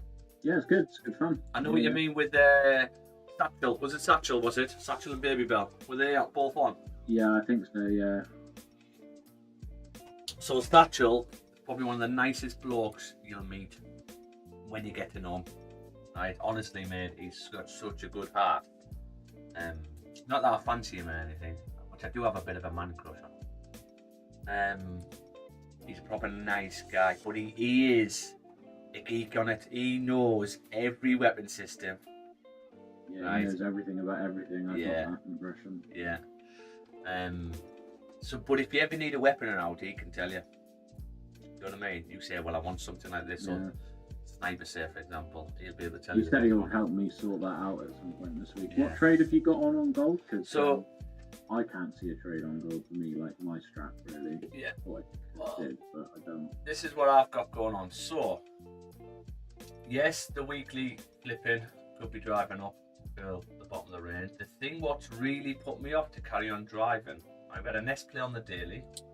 The thing what's put me off with driving on the 3 hour, look at the 3, we've still got gap needs filling. This yellow box.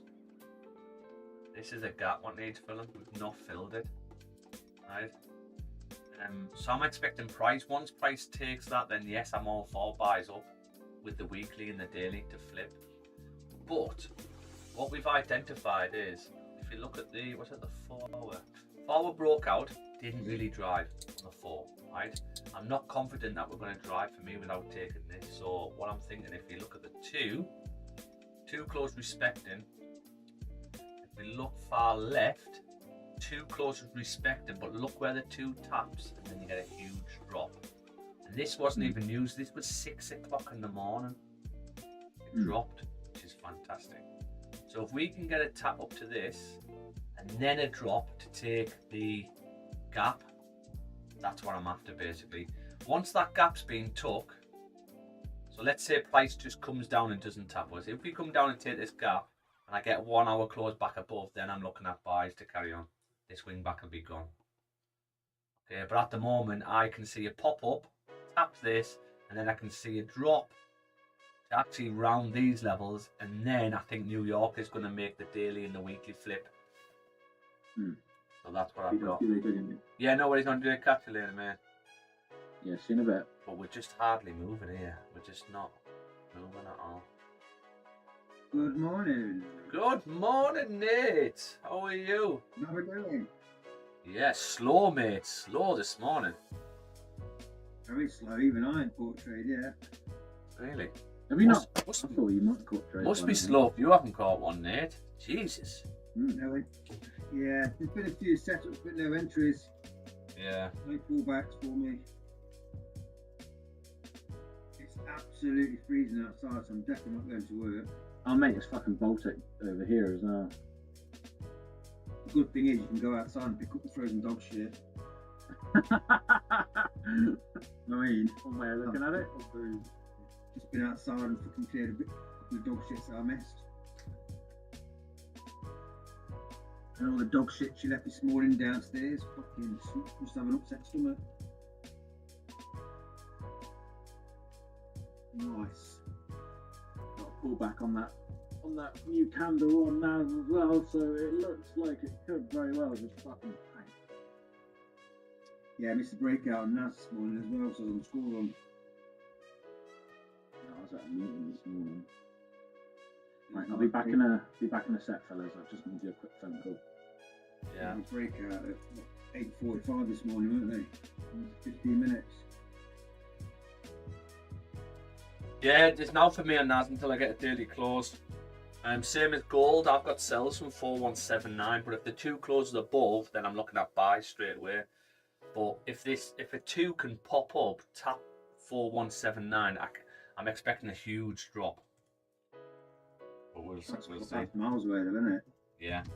Well, no, not really, because That's afternoon. That'll be New York, won't it? well, you say that you can get one candle from this height, tap, even on the 1 hour. Look, one candle up, tap. So one candle can come up. Also, if we look left, this is what I'm going off this. Look at this 1 hour candle. Yeah, one hour candle up, tap, huge drop. So yeah, it can tap anytime, really, anytime. The way we're moving though, we haven't got much volume here, so I'm not sure. We just got to see. Hopefully we'll get some volume. Well, yesterday, weren't it? Yesterday morning. Yeah. So I think it was waiting. I think they were waiting for a big news drop yesterday, but it didn't happen, did it? But now's dropping yesterday. Oh mate, we had a fantastic day yesterday. Absolutely fantastic. I was up. Well, the trade idea played out lovely. I was up $360, something like that. Really nice day yesterday. So this month, even though second and third trade we took losses, okay, we're now back up in profit with 1%. We're up 1% for this month, even though we took them losses at the start of the month. So yeah, absolutely smashing it. You are? I've had my best month ever. To be honest. Have you? Nice. What am I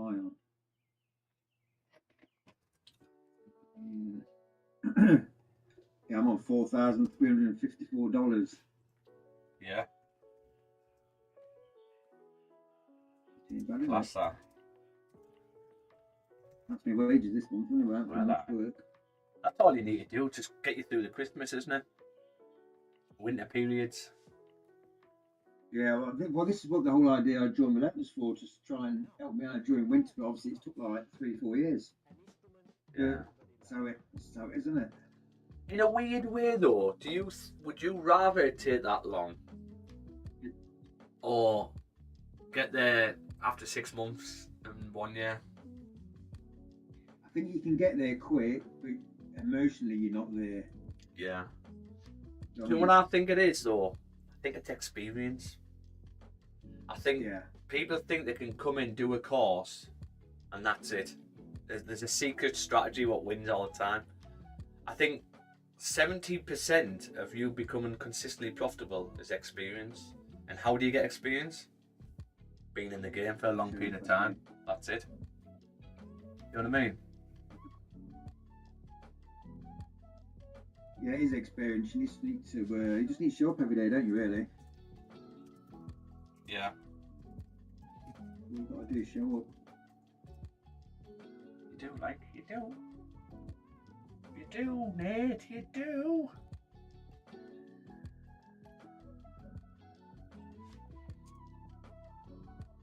I've got to take my time today because I need $150 and I can request for the payout. You see. Oh, yeah, nice. Yeah, I'll wait for Nick, the age cost. Andre is the same. So Andre passed on one of his accounts. He passed phase 2, so he's now funded again on that. And then he's got another account where he needs one more trade, and he's fast past that as well. You've got Dan. Futures one. Yeah. Then you've got Dan Orman, who's on phase 2, doing well. John is funded and he's way in profit, but he has a target he has to reach before payout. So it's all going well, man. It's all going really, really nice. That Hannah passed as well, hasn't she? Oh, I don't know, has she? Yeah, in that group I made up. Yeah. She's, Fantastic. Is she doing futures, is she? no, she's doing Forex. Nice, man. Nice. She's passed with. I don't even know, to be honest. Jordan's passed another one. Nice. He risks 2%, doesn't he? The trade. Yeah, he risks quite a lot, doesn't he? Yeah. But I used to do He's setting up his own. He's setting up his own group anyway, isn't he? So yeah. I just did it so I'm on board in the daytime. To be honest, Yeah. I like chatting in Discord and stuff. All right, I'm back. Oh, yeah. Oh well, that's it then. Nice. Well, we're backing up now. Yeah. Nice to meet you back. Nice to meet you back. Did you not get that trade on? Yeah, I'm in it. I'm just not looking at it now because, you know. Are you in a trade on? I've been joking. No, What are you doing? Nas. He's in a Nas sell cell. on Nas. Wait, Let's have a look. in a cell? Is the 2 closed? Now the 2 is closed. Yeah. Yeah, if you get steep top wick, but the thing with this area for me, like, you can really fuck about this. Look at these here. These are 2-hour candles. Look at that. Yeah, but I mean, as I say, it's, you know, when I do sort of 3-4 hour trades, I'm expecting it to at least be all fucking day. Yeah. You know, if I'm lucky, it'll play by 2 or 3, but you know, I don't expect it to be a quick one. These trades aren't quick trades. Yeah. Right. Well, I'm in on EU again, guys. So I'll put another entry on EU. So I've had another entry on EU for a swing trade. I'm expecting the weekly to. We had another breakout to the downside, you see. So I'm expecting this weekly to flip. So weekly top wick. You've still got today, tomorrow, and Friday. So there's more than enough time for this weekly to flip to the downside. So, and that's the trade you can see. I use can't see, can you? But on YouTube, you can see my MT4. That's the Yeah, I can see trade. him on my laptop. Yeah. Well, that MT4 is the EU trade, basically. Basically. I reckon gold might take that weekly wick. Weekly after here. This week on the left. Well, my whole analysis, Nate, is the weekly, and I've been saying this for weeks. I'm expecting the weekly to come up to 4266, so that's what I've got. You closed bearish, you took this bottom wick, yeah, The monthly, won't it? that's the range you're in. But if you look at the daily, so the daily's closed nest play, but we missed the move to getting on the nest play, right? So I am thinking, okay, well the daily target is 4201. You tap here, tap here. So that's my daily target. But the issue I've got with this, right? We've left a gap. We've got a gap we need to fill here. We haven't filled the gap on the 3. So I'm just When was not. that today? You are? When was that? That was this morning. So if you go on the 3-hour time frame, look at that gap. We've got to go to 3 hours. Check again. I've got a gap, so look at it. See, I have. What time was the gap? This was between, it was 10 o'clock last night. And then this morning, we had a huge gap actually. Because if you look at this I've gap, got a gap on mine. I mean, Weird, isn't it? yeah, do you know what it is? Yours might have came and filled the rest. So the gap was actually between this I'm on a. That's on a wander as well. I'm on a wander. and this. You've not got a gap. Oh, I've still got a gap here. Oh, interesting. Well, yeah. So I'm waiting for that gap to get filled. Once I get that gap filled, I'm all good for buys. Unless the two closes above, then I'm in for buys. But at the moment, You got a gap on the lower. You got a gap on the lower time frame as well. no, I haven't, which is weird. I mean, you're always waiting for a gap to be filled. I Pete. do love a good gap filling. You do love a good gap fill. Do me. I reckon that's. Have you refreshed your chart? Yeah. Let's refresh it. It's gone now.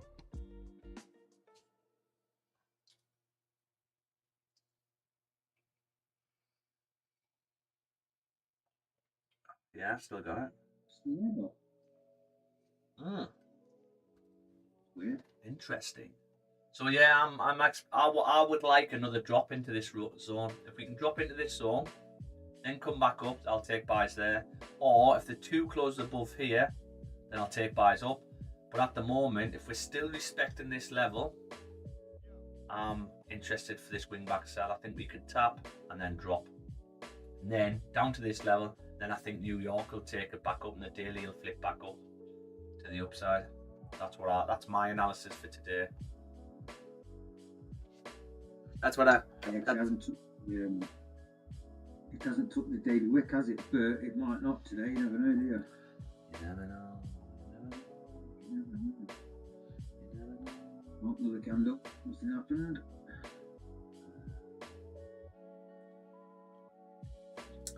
Biggest trade needed, that's done. What have we got for next week? 1, 2, 3, 4, 5, 6, 7. Oh, let's schedule all next week's trades. 1, 2, 3, 4, 5, 6, 7, 8, 9, 10. Let's pull this one. I'm just doing some fucking admin while I wait because we're just hardly moving.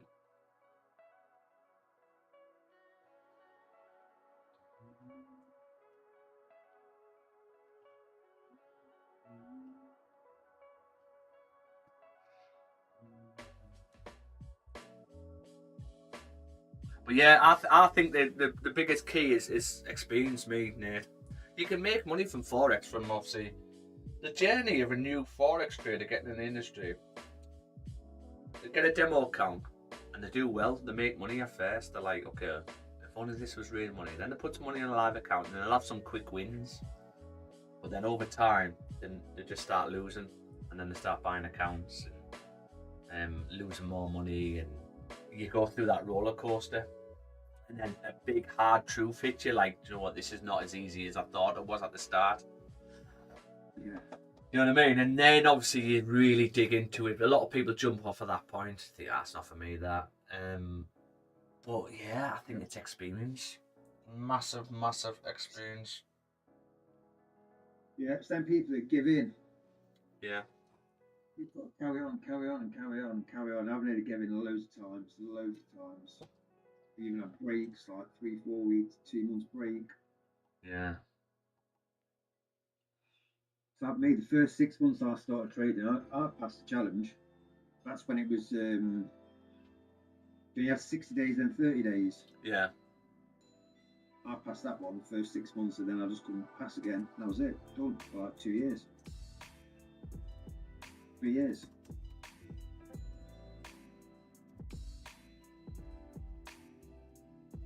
You just got to kind of hit rock bottom, haven't you? Yeah, and I always say with new people coming in, so when I do these private sessions, the first session is, I don't hold back. I say it's fucking hard. I say it's hard. I said it's going to bring you to your knees. That's the saying I use. Yeah. And in a way, it's sort of got to bring you to your knees. Unless, a lot of people on social media, what I'm seeing now is, there's people who've not traded much, but they're selling signals, selling courses and things like that. They're just getting it from either bots or other people's signals, and they're selling it that way. They haven't gone through the whole emotions of trading. Then people won't live trade, or if they do live trade, they're doing it, but they'll blag it somehow. Yeah. For me, you've got to go through the experience in at least 2 years. You've got to, but you're probably still looking around about the 4-year mark on average for a trader to really start flicking the switch to, you know what, if you're still there, then I'm going to make it from there. But yeah, experience is key with it, I think. It's them random trades, because you just see something, you think, oh, I might take that because it might go up, but that's when you fail because you're not sticking to your plan. Yeah. But that's why it takes a long time. That's what I kept doing. I kept sticking to my plan. I kept thinking, fucking hell, this is going to go, this is going to go. Then you enter and it just fucking drops off your way, doesn't it? But yeah, stick to your plan. That's what's done with me. Stick to my plan. Stick to me 2 entries that I do. Don't listen to anybody else. Just stick to my plan. Exactly, mate. And that's another hard thing is distractions. Loads of shiny object syndrome. With YouTube as well, because what you'll do, because I've been through it all. I don't do any of this now, right? I don't watch other traders now on YouTube. I used to when I was learning everything. I used to try and find different traders, and I've took good things and bad things away from them. But you'll take a couple of losses and you think, this is not fucking working for me. I need to find a new strategy or look for a new mentor. And you start searching on YouTube and things like that. That's what happens. And it just puts you back. Just puts you back again. 3 months. I've spent a few months with certain people on YouTube who I've watched and then realised actually he's a blagger. He's a blagger. And yeah. But you don't really know if they're blaggers unless you watch them a few times. So yeah, it's a tricky one, and I think the whole journey is the only way you become. There's loads of courses out there, even people like me, where I can teach you how to trade. However, it's always going to come down to one thing: yourself. Yourself. One thing we can't do to help you is master your emotions, master your discipline. You have to do that yourself. Because I can't be there holding your finger off the mouse button when there's no setup or you want to get in on a trade. You've got to be able to do that yourself. That's what it comes down to, really. So you really got to learn about yourself. Yeah, I used to hate losing, revenge trading. That's the worst thing. You do that a lot when you start because you think, oh, I've lost $200, I can get that back easy. Yeah, well, I was saying this the other day on stream about people really struggle with seeing red on their MT4. When they check their phone at the end of the day or the session, they see red. They can't handle it at the start. They just want to see all blue so they can screenshot and put it on social media. Right? Yeah, that's why I've walked away from my PC for the minute, set an alarm and just left it alone. Yeah, good. Might even boot up Sekiro. And also, people can't close their computer when they're negative for the day. They just can't do it at the start. They feel like they've wasted a full day and they've not brought in. Because we live in a society where you've got to bring money in every day, and if you're not bringing money in every day, you feel you're not worthy, or you're not making it. So people really need to master that. It's okay to take a loss on the day, to close the computer, come back the next day. You don't need to trade every day. You might take a loss on a Tuesday and not get a trade till Friday, and that Friday can bring back all your loss and profit, and then you're up for the week. But it's really hard for people to do that. I do 2 trades, win or lose. Yeah. 2 winning trades, I'll close my computer. Well, I lock myself out, that's why I use that futures. Yeah. Then I lock myself out of it so I can't trade it again. But yeah, two losses. Because 2 losses for me is $500 anyway, so I risk $250 on every trade, maximum. So if I lost $500, close it, that's it, leave it. I mean, I might stay on the laptop, but I'll lock myself out so I can't touch it. Yeah. I might mark a few things up and think, oh, I could have got that trade, but I can't trade it because I'm locked out. Especially my funded one. I lock myself out of that for 1 trade if it's a winner. Even though I could get more, but like I say, I'm just trying to cover my wages at the minute. Yeah. Cover your wages and a bit more. That's right. Yeah, that's it. And then hopefully, obviously, you're just upping your capital, aren't you? Yeah, I've got three accounts now. Mm-hmm.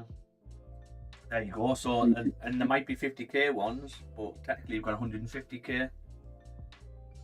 And that's it. Well, you can copy trade them for free. There's that copy trader in the platform for free. Yeah, But, what I'm is not that? going to do that. I'm actually going to get another one, then copy trade 2, then save 2. Yeah. I use Social Trader for copy trading, but you got to pay for it. Saturday, 12, next one.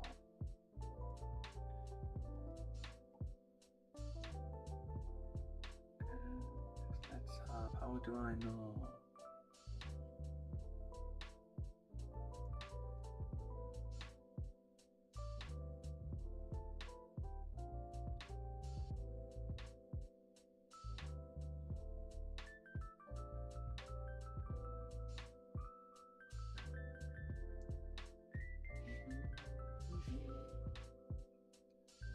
Hey, did you watch the tune last night? No. Shite. What's the score? 2-0. 2-1 to Marseille. Honestly, mate, I don't know what's gone on with Elanga. He's dreadful, mate. It's because he left the Forest. Do you know what it is? I don't get it though, because you play counter-attacking football. That's what you've done. And we similar. But it's just... I don't know what to do with him, even though it's not my decision. But I don't know what I would do with him. He's so fast. He's so fast. He's not worth his money, is he now? Nah, he's got nothing else about him. He can't take plays on. He can't shoot. He can't cross. He can't get past a man for a cross. He's just so quick. But he can't even really tackle. But he can just run. So I just... Yeah, mate, I just think it was a waste of money at the moment. But then again, Joe Linton come, and he was shit for years. And, you know, maybe he comes better. I hope he does. But yeah, man, He's gone from a team where he's playing every game to being on the bench a lot, isn't he? Yeah, but he's had his chances though. Like he has started, and obviously Eddie Howe's. I think Eddie Howe's managed him really well to get him on the pitch to show us what he's had many chances, but it just hasn't played out for him. Like it's just I don't know what's happened to him. But I'd love to have Elliot Anderson back. I would actually play Elliot Anderson, Bruno, and Tonali. I'd push Tonali a bit further forward. So like, because England proved that you could have a box-to-box midfielder and a CDM together, right? With Declan Rice and Elliot Anderson, it worked really well. And it shows that, because Tonali is basically a Declan Rice. He can be a box-to-box. Class CDM. He's a box-to-box like Declan Rice. You put Elliot Anderson in there over Joe Linton, believe it or not. I think that is probably one of the best midfields in the league. I'm going to put it out there, Nate. I am. Don't try and stop me, Nate. I'm going to put it out there. Nate, don't stop me. Just updating my range. My range has changed. Yeah.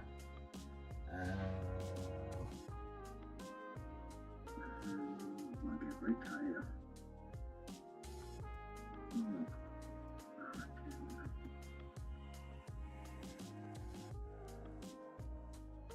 Few minutes. Let's walk. It's a nice double top. Yeah, it's funny, Nate. You put up trades every day, and I don't think I've caught one of your trades in the best part of about 3 weeks. Because for one reason or another, I seem to just miss them. Like I say, I just put on what I'm looking at. I don't tell people to enter and stuff. I just go, this is what I'm looking at, and I mean, do what you want to do with it. Yeah, I know that, but you know, I do see what you see. It's like Stan this morning. God knows where Stan got that sell trade from, because He was like, "Thanks, Nate," and I thought, "Well, I wasn't even looking for this now." I wasn't even looking. I mean, for I've been tracking like all of your trades like since you mentioned it several weeks. Like it was about 3 weeks ago I started tracking them, and the ones that I've tracked, there have been like 19 correct trades and 2 incorrect ones. Like one of those was a trade that I placed. So like the win loss ratio on it is just fucking insane, really. So it would be stupid to not learn it or take it, you know. It's just the same as what he does that, but it's just another time frame all the time, and I'll stick on my 50 and 30s and at 1 hour now and again. Right now, those new range, 1 minute to go, could break out, might not. But it'd be nice if they took that wick to the left, because then I'd have took cells down to the bottom of the range. Oh, it's fucking cold, mate. Yeah, I know. It is. The roads are still white over here. Well, freezing here, like. I've got a footy match with the ladies today against Salford. So that's going to be cool. So thick socks on, I think. I'll turn up with my old army boots. That's what I'll wear. Old army boots for matches. And people are like, why are you wearing boots? Is that Manchester? Yeah. We played Liverpool last week. At Liverpool, we beat them 1-0. The week before that, mate, we played Manchester. Like Manchester. Got smashed. Guess how much we got smashed by? 16-0. 16? Honestly, Nate, they were fucking unreal. They were a team what came down the league, and what happened? Were you the manager? Yeah, I'm the manager. Yeah, they came down the league, and what happened is a lot of the girls from that league dropped down, because what you get with football, especially like grassroots football and semi-pros and things like that, you get players who they're really good players, but they want to be the best in the team. So what they do is they go down a league, so they're the best in the team, and it's easy. Do you know what I mean? They don't challenge themselves. We suffer with that in England because it's an ego thing. And they had about 4 lasses, Nate. They were fucking amazing. Even I was in. It's weird because I really enjoyed watching the match because they were so good on the ball. It was like beautiful to watch the way they were moving the ball and turning things over. It was just fantastic. But what a fucking long game that was. Like one point I shouted over the ref. I went, "How long's left?" He went, 19 minutes. I was like, 19 minutes. I was like, "Is the no extra time?" Yeah, he went, "I won't put any extra time on." Oh, that absolutely battered us. They shouldn't have been in that league though. So yeah, it's just a random team. Obviously, what's came down, and they've just brought loads of good players with them. That's it, really. It's quite easy for women to go professional though, isn't it? Because there's not as many like. Yeah, so this is what I'm saying. I was telling you before, wasn't I? The issue you've got, right? So I've coached grassroots. I coached Mason since he was 4-year-old. And I've been to academies with Mason and things like that. Academies are not all what they think, right? Just because your kid's in an academy doesn't mean they're going to make it, and it doesn't mean they're getting the best coaching. A lot of academies are off volunteers. The coaches are volunteers, right? Doesn't mean they're the best because they're at the academies. But it is all about the coach, whether your kid's going to improve. So what I say to parents is, find a coach who you think's a good coach, right? Knows a bit about football and then relatable, and get the best out of the kids. Whether they're at academy or whether they're at a grassroots team, just stick with that coach. That's what I would say for youngsters, right? But still then, even if you're at academy, the odds of your child playing professional football, as in a boy, it's like percentages minus, right? And this is my personal opinion, but this is what I do believe. The only way your child is making it in football, and he could be worse than other kids and still play professional football, it's who you know. That is it. That's the only way football is getting now. You've got to know people. That is it, right? And I will die on my sword. For you to become a professional footballer, you have to know people, whether your kid is good or not, because I've seen it before, especially with Hartlepool United. I had 2 friends who were fucking unreal at football. They both got released over other kids, other youngsters, even though they were worse players, and they had worse attitudes because their dad was in with the club, right? That's it. I've seen it all before. However, so the odds, if parents realise that, there'll be a lot less all over the kids, and the kids will enjoy it, and the kids will learn more, believe it or not, because they're just enjoying it. And there's no pressure on them to make it in football. Every kid thinks they're going to make it in football, and they're just not. Yeah. But girls, on the other hand, so the issue you've got, because I've obviously coached women as well. The thing what you've got with girls at the moment, you've not got enough teams around the country for girls, especially in Wales. So Anglesey, there's not many girls teams at all. We used to have to travel all the way to Wrexham and places like that, which is like 2.5 hours, 2 hours for a game. There's not enough girls teams, right?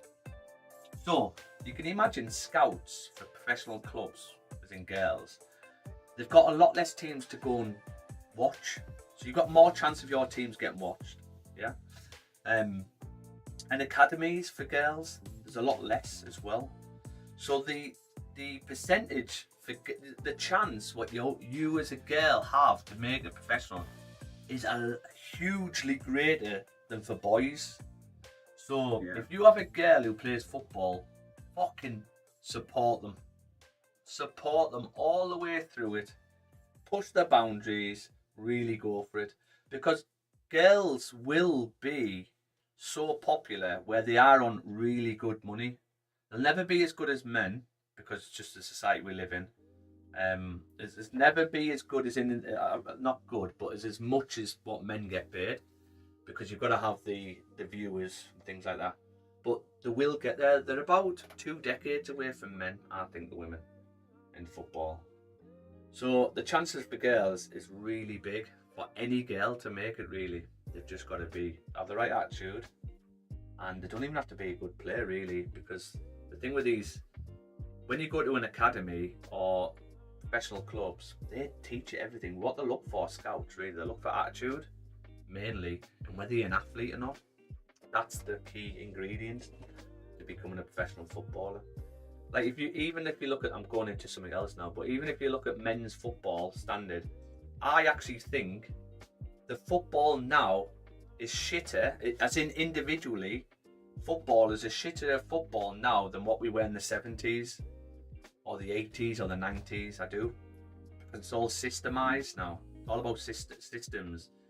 But the thing you've got now, what clubs look for now, they just look for athletes. People who are fast, physical. That's what they look for mainly. Yeah. There's my rant on football. Loves a good rant on football. Do love a good rant. Yeah. That was a bit of a liquidity grabber, isn't it, on gold? What, my rant or liquidity grab? Loves a good rant, Peter. Oh, what's going to happen today? Yeah, let's have a look. I'll tell you what's going to happen today. I'm going to learn how to play Reforger on PC. Controls. Reforger. Become Pete's best sniper. Yeah, boy. I'm not really a gaming person. I play Surface Fortnite now and again. That's about it. Well, what's good about this, Nate, right? Added some more mods, by the way. The thing about this game, Nate, it's hugely on socialising. Yeah. So it's really socialising. It's a game where you can... Camaraderie. Yeah. Let me just watch this.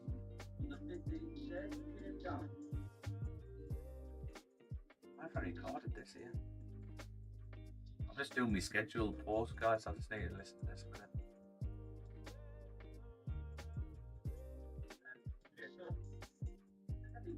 Nice big long way. Yeah. Then the 15th minute push back into the ring. Right? And then the minute you came down there, looking for. So my shit thought on this is that if it does flip back up, it means that there is going to close polish. That's why then I was yeah.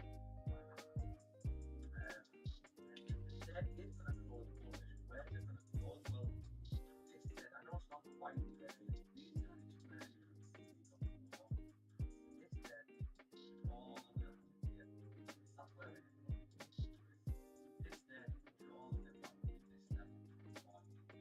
liquidity grab that was.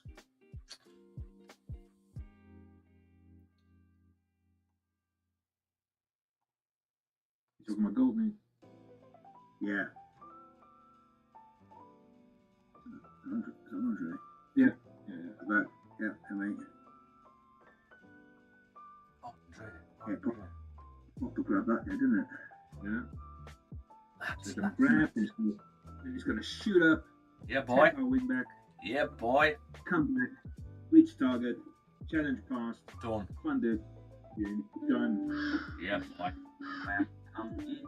Booking the Lambo. Lambo. Do you know what? Even if I had the money to buy one, I would not buy one. I just don't No, get it. never. I would hate it. I would I fucking hate my Beamer. No, I don't hate my Beamer, to be honest. But my Beamer is like a low profile one. It's dead low. It's a nightmare getting in and out. Nightmare. But Yeah, just, I'm more about practicality. I'm a family man. So my dream car, the one I'm gonna buy next, is gonna be something like the Kia, the EV9. Yeah. It's a 7-seater. You know, because I don't have space for all my kids. That's it, man. You need a minibus, Andre. Yeah, I mean, with that, Kia, they're coming up with their minibus version. This was the PV5 or something, which is also a multi-person. Hey, you need to change your job anyway with your car. Why? To be an hairdresser. I know, yeah. It's a white Beamer. I don't know if you've seen it. It's a beautiful little car, but I'm just not into cars. Like, I only had I got it for business when I was going to networking meetings and that. Is it convertible? No. I'm all about practicality. Like a Lamborghini, you can't get a washing machine in the back of a Lamborghini, can you? You know what I mean? Practicality. I think a Lamborghini is a car that you buy if you just have nothing else to spend the fucking money on. Yeah. I'd rather have a G-Wagon or something like that. Yeah, I would. I'm into vans, mate. G-Wagon. I like vans. Yeah, big van, big brand new van, big camper van. Yeah. Big posh motorhome with a Ferrari underneath. Yeah. VW, but the best vehicle I've had, most comfiest, right? And honestly, it ran on hugs and kisses. It was fantastic on fuel, right? Was a VW Caddy, red one. It was amazing. You could take this. It had seats in the back as well. You could take it out. Yeah, it was one of the older ones. Yeah, it was remapped. Yeah. The fuel it would run on there. I used to go wild camping in it all the time, and it was just amazing. My mate's got like a 51 plate or something. That runs on fresh air. It's like 1.9, I think. The new ones, I've had loads of problems with the newer ones.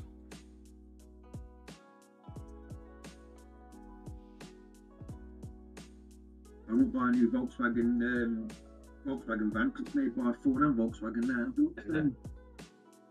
I hate the look of the electric. Have you seen the electric VW transporter? It's awful. Oh, the new minibus thing. Yeah, it's gone backwards. They're really cheap now. Are they? You can get them for $250 a month as a van.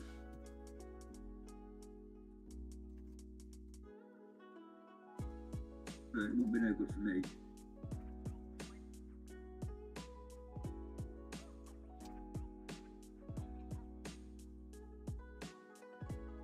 Guess what you got today? Sorry? Did you catch anything today? Not yet, mate. No, still waiting. It's not no interest yet. No. The trade's been there, but no pullback like that one this morning. That would have been beautiful. Mm-hmm. Went up like a rocket. And they it did pull back, but it already went up first. I don't like if it goes up first, 20 odd pips. I don't bother because it's already done the first move. Yeah. But like I say, it pulled back 10 pips and then shot through the roof. What did it do this morning? When 20, 100 pips. I'd have been done for the week.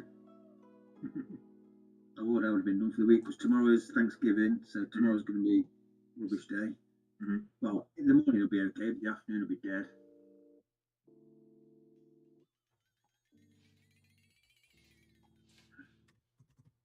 Two minutes, what we got? Come on, give us a break out. You can do it. Let's go. Hey, you That's still there? it. You are? I'm asking if you're still there. Yeah, I'm You, just doing some admin. So, No, he's not. He's not there. go on. I've got to go at 11 to be honest with you. You what, There mate? we go. So if you have like ammo in your backpack, can you still reload your gun from your backpack, or do you Yes. have to have it in your vest? No, you can reload still automatically. Ah, right. Are Okay. you on it now? Yeah. You Yeah, must be getting rough in Wales. Looking around ammo. Tell you what, it's getting like that, mate. Have you ever seen the video of Ant Middleton? Hey, you don't want to come Nottingham, mate. Jesus Christ. I know, but have you seen the video of Ant Middleton? And there's a video of him saying he's got inside knowledge about the Yeah. about I've seen it. He's talking to Tommy Robinson, isn't yeah of them all coming he? in the barracks. They've got containers at the hotel. They reckon it's full of weapons. Yeah. Mad. But you never know, do you? It's all conspiracy. And he wants to be Lord Mayor of London now, doesn't he? I think he'd do a cracking job, to be honest with you.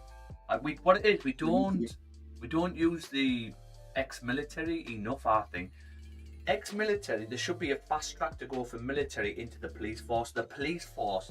So believe it or not, right? You're gonna laugh here. I've been thinking about joining the police. Right? Believe it or not, Yeah, that is right? quite funny. However. Would have done years ago. Well, listen, the reason being, right, because what I've struggled with since when I left the army, I went through a bit of a depression time. But what I've been missing, I think, the sort of the being a part of something and the sort of the brotherhood, the camaraderie. That's what I've sort of missed, really. So that's what made me think about joining the police. However, I would not join at the moment. The way the police are at them, I feel so sorry for the police, right? One, they are really struggling with recruitment at the moment. Numbers are getting less and less, more leaving than joining.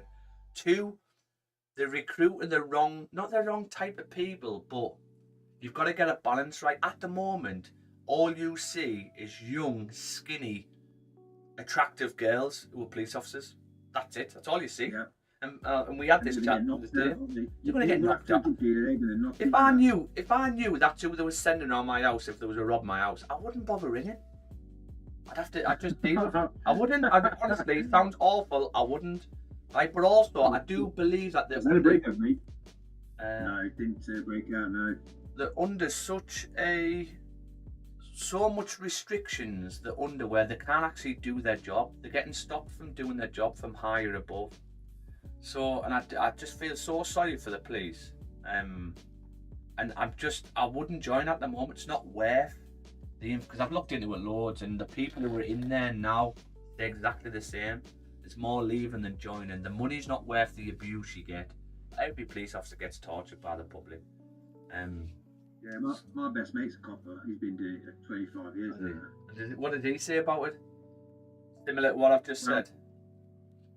Yeah, so he'd come out all the pensions and stuff because they let them all down with the pensions, didn't they? Didn't give them they started taking money off them and all this kind of stuff. So he'd come out all the pensions. And his missus is a nurse, so she come out of her pension because that was all rubbish as well. But he can't tell us what he's doing, so he's on a dodgy job now. Yeah. I don't know if he's doing drugs or something, but he can't tell me what he's up to. He's worked this way. He works 9 till 5, Monday to Friday, plain clothes, and he's got a work car, plain car. It'd just be like covert ops or something like that. Yeah, I mean, he's done some good stuff. I've met a few. When he got married, he went on a stag do in Birmingham, and all these coppers turned up. And a lot of them drove home after they'd been drinking. I was like, you lot can't fucking drive home, you'll get nicked. It's like, we can't get nicked, so we're undercover. Our number plates can't get pulled. So we do drink driving. Actually come and drank, and I got pissed up and drove home. Yeah. Pissed up, but let me. He says, we can't get pulled over. He says, look at this, and he started getting the debit cards out and said, look, it's not even got our names on the debit cards, they're using them. Yeah. All those undercover coppers. There was a guy there that they put him in undercover as a smackhead and actually took the drugs. John, you play that role well. Yeah. Took the drugs, mapped up all his teeth, so now he's out of it now. They paid for all his teeth to be done. They had to obviously put him, get him all off the drugs and stuff like that, and paid him off so many thousands, hundreds of thousands of pounds for doing it. Yeah. Jesus, that's proper. That's like face-off shit. Yeah. Yeah, proper put him in there, put him in the deep, just try and find these drug dealers, put him on the streets, had to live on the streets and everything. Yeah, mad that like. But yeah, I mean, there should be a fast track for ex-military going into police. It just makes sense because a lot of the time what you're doing, especially after maybe Herrick 11, 12, after 2012, 2013, military, you're just a policeman. You're a policeman until obviously the shit hits the fan. But that's what your main role is, really. You're more of a policeman in the force, especially in the infantry. If you applied, you'd definitely get in more than you would if you was like a window cleaner, say. Yeah, but the issue you've got, you've got so you've got two entry points. You can go in with like no degree, or you can go in with a degree. And I just think the issue you've got with that, for me, if you describe your best police officer, you'd want him mainly streetwise, wouldn't you?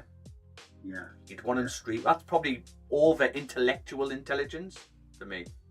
You'd want them streetwise. So there's difference. I mean, look at doctors. They're not streetwise at all. There's no street sense. Yeah, but they're very intelligent in regards to intellectual with paperwork and fucking things like that. There's different types of intelligence. And for a police officer, especially a frontline one, you need the street sense. And I don't think you get it from the likes of university people, believe it or not. I think you need rough and tough people from council estates.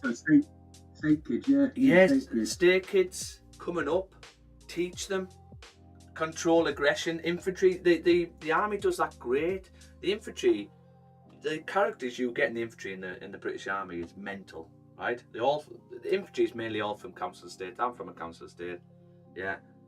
But some of the guys, mate, are so fucking switched on. The guys I've met in the infantry are so switched on, and now they're like lorry driving. And I know they're miles more switched on and more intelligent than people who have a lot more paid, higher value jobs. And it's just crazy the world we live in. It's because of our background, where we come from. People can't spot things either, so I can drive around and go, yeah, he's a drug dealer, I'd pull him. I always say, so if I'd pull him now, if I was a cop, I'd pull him. Yeah. Do you know what I mean? You can just tell, can't you? And standing out a mile. Yeah. Cop, just leave it. Don't like, oh. Like my mate says, sometimes, when he was in uniform, sometimes they'll see something happen and go, you know what, I just can't be asked for paperwork, just leave it. Yeah, you do get that. You do. I've got a friend who's a cop as well, and he says exactly that. Yeah. He says exactly that, mate. Yeah. That's what's why mental. They have shoplifters, because it's not worth paperwork, because they do it every day, yeah. 2-3 times a day. Yeah.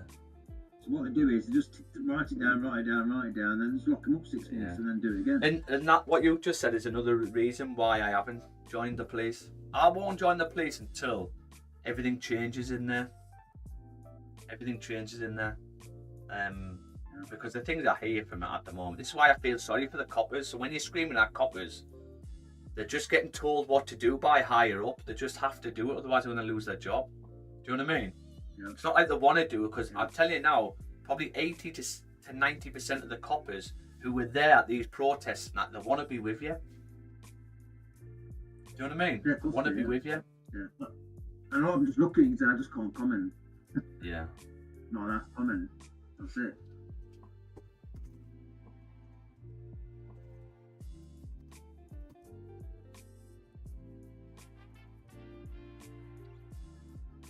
What other controls are there that I need to know? I think I've kind of figured it out, really, to be fair. Night vision. Is N, anyway, so... Caps, hold to talk over radio.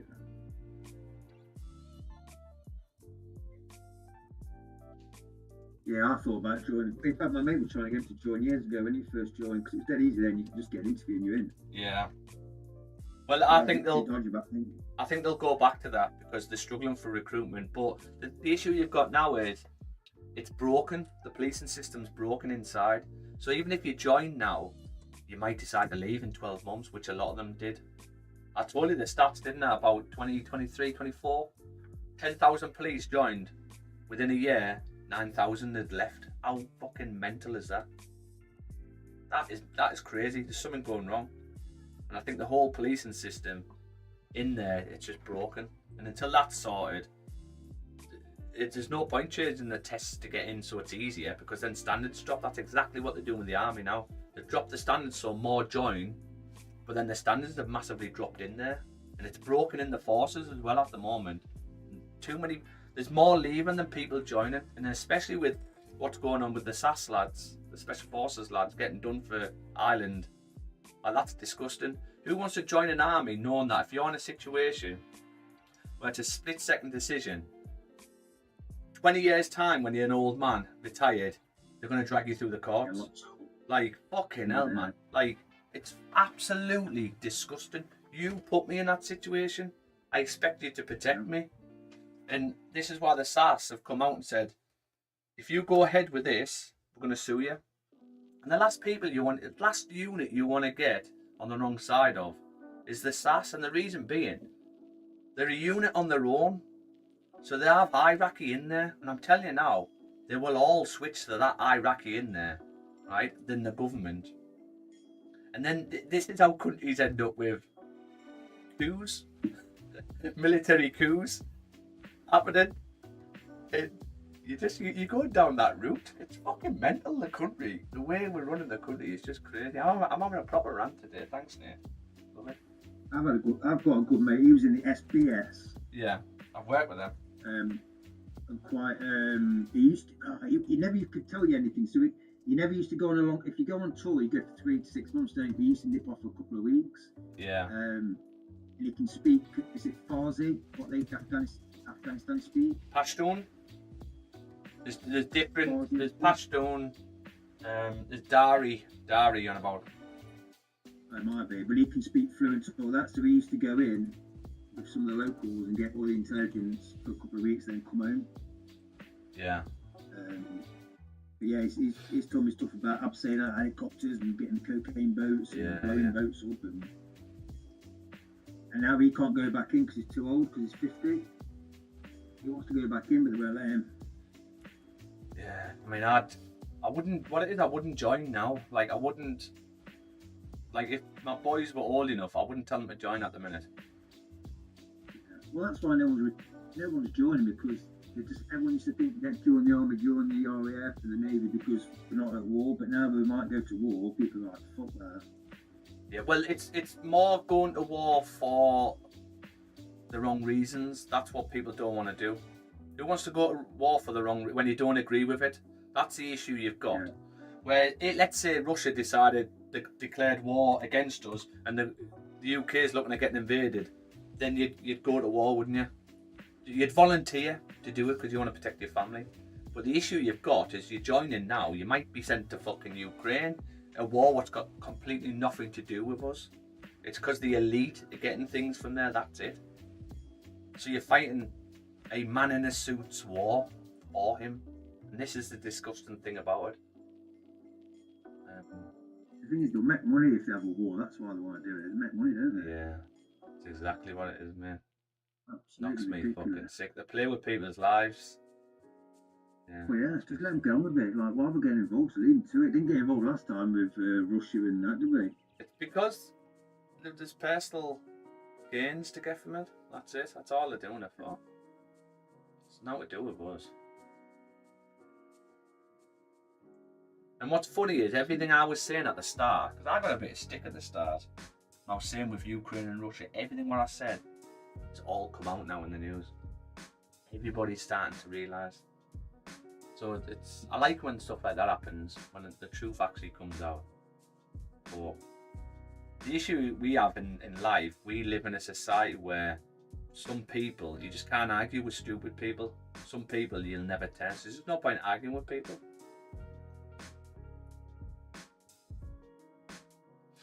All these lefties and that.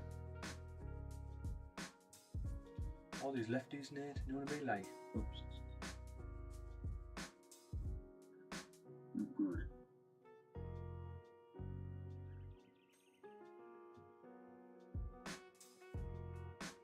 Oh, you little bugger. Like Naz is breaking out now. But, Yeah.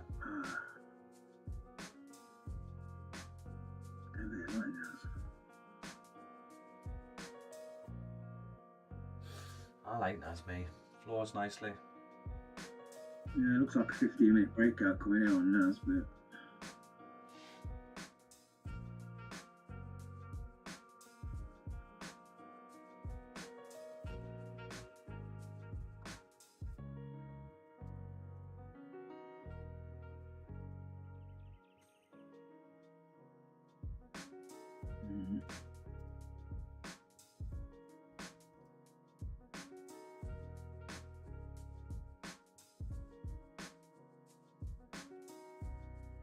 Well, I don't think we're getting price any. hasn't moved much. Yeah, it's not done anything at all. I'm just going to finish my schedules, guys. I'll probably be on another 5-10 minutes and then I'll probably just call it. Oh, but there's a potential late rate coming up. Lowest one. Yeah, I'm looking at that, and I'm looking at NAS as well. NAS is on a breakout, but it's a liquidity grab at the minute. On the 15. Okay, yeah, yeah. It's an hour 15.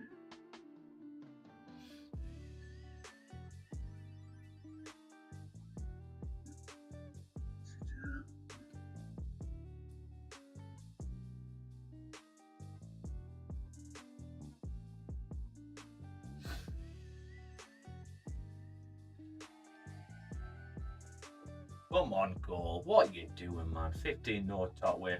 Ew, we've just moved sideways.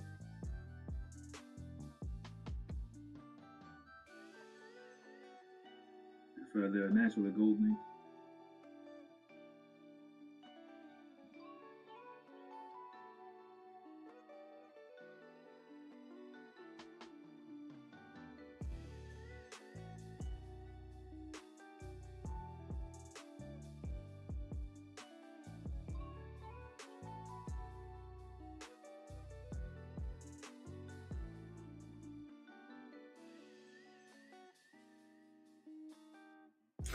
Someone's commented on TikTok.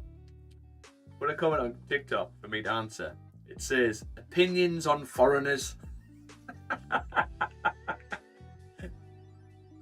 then. What's your opinions on foreigners, by the way? My opinion is, I don't have one.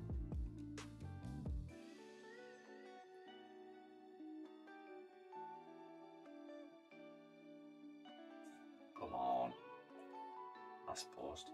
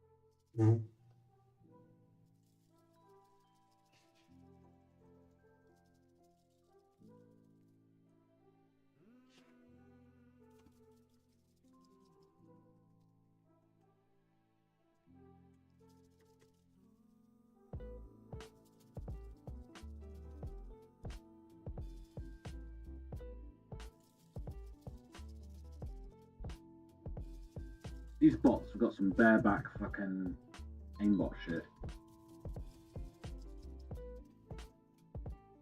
Yeah.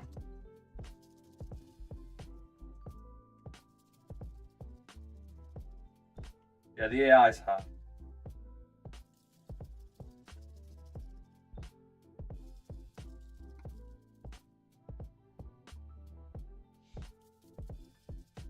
I'll probably be on tonight, John, if you're on. I'll probably be on tonight if you're on.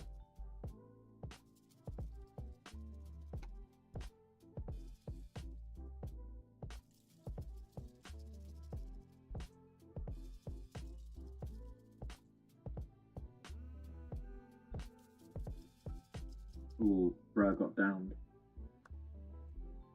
AI is hard, isn't they? Yeah. And they might get back up as well. That's one thing you've got to be wary of. Right, guys. Nothing going on here. Nothing going on. And the trade ID is still on for the wing backs, but if we come down and break back into this zone, then I'll probably delete the wing backs. Okay. And I'll take buys back above. Or if I get a 2-hour close above 4169, I'll take that. But other than that, we've just not moved at all. What a waste of a morning. It's now 11 o'clock. I've got to go, and I will catch you tomorrow if you're on. Okay, guys, good to see you on, Nate. And I'll catch you later, geezers. Thanks for joining on YouTube. Subscribe to the channel, drop us a like, and I'll be back in the morning. Catch you later, guys. See you later. See you later, guys. Is there a way to sort of like, what? Is there a way to come out?